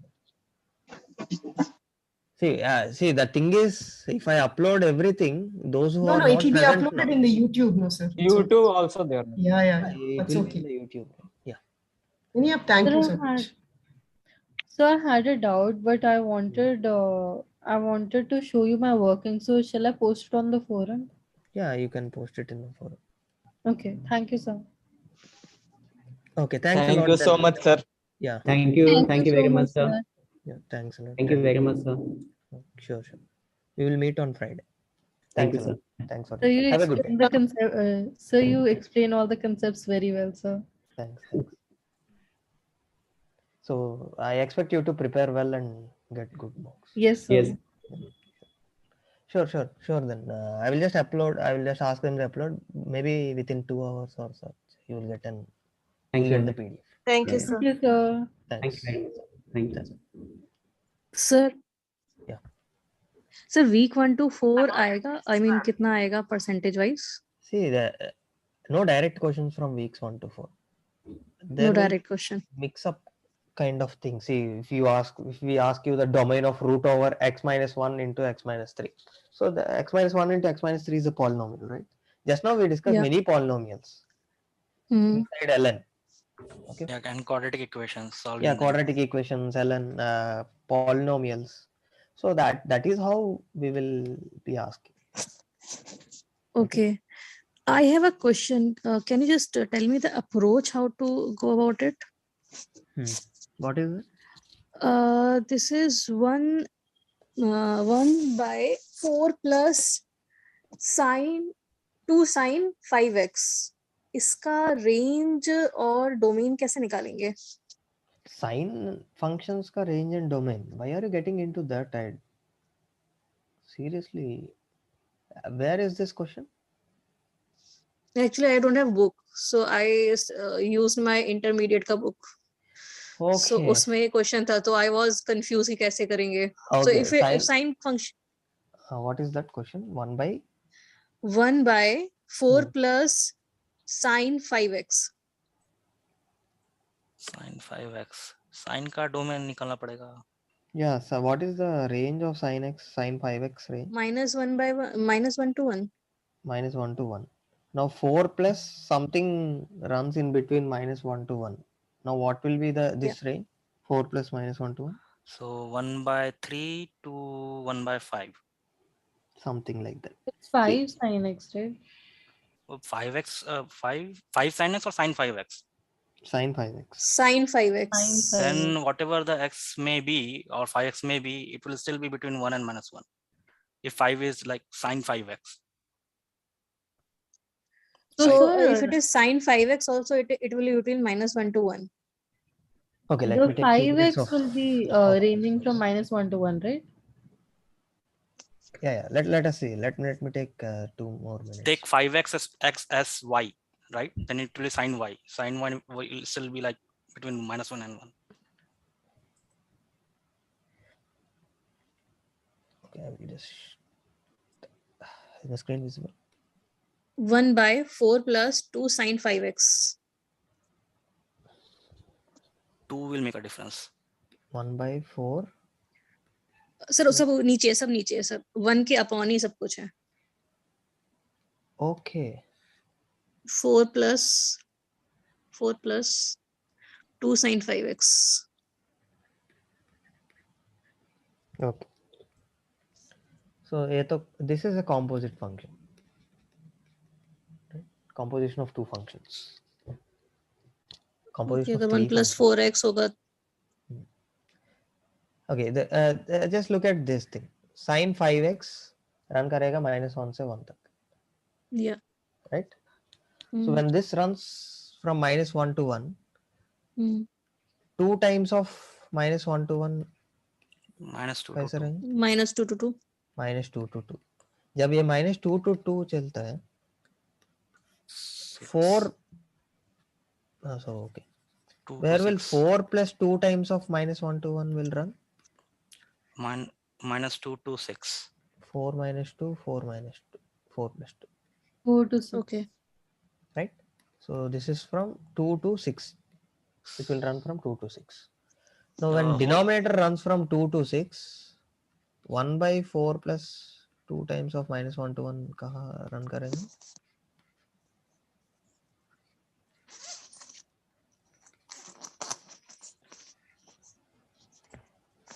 Correct.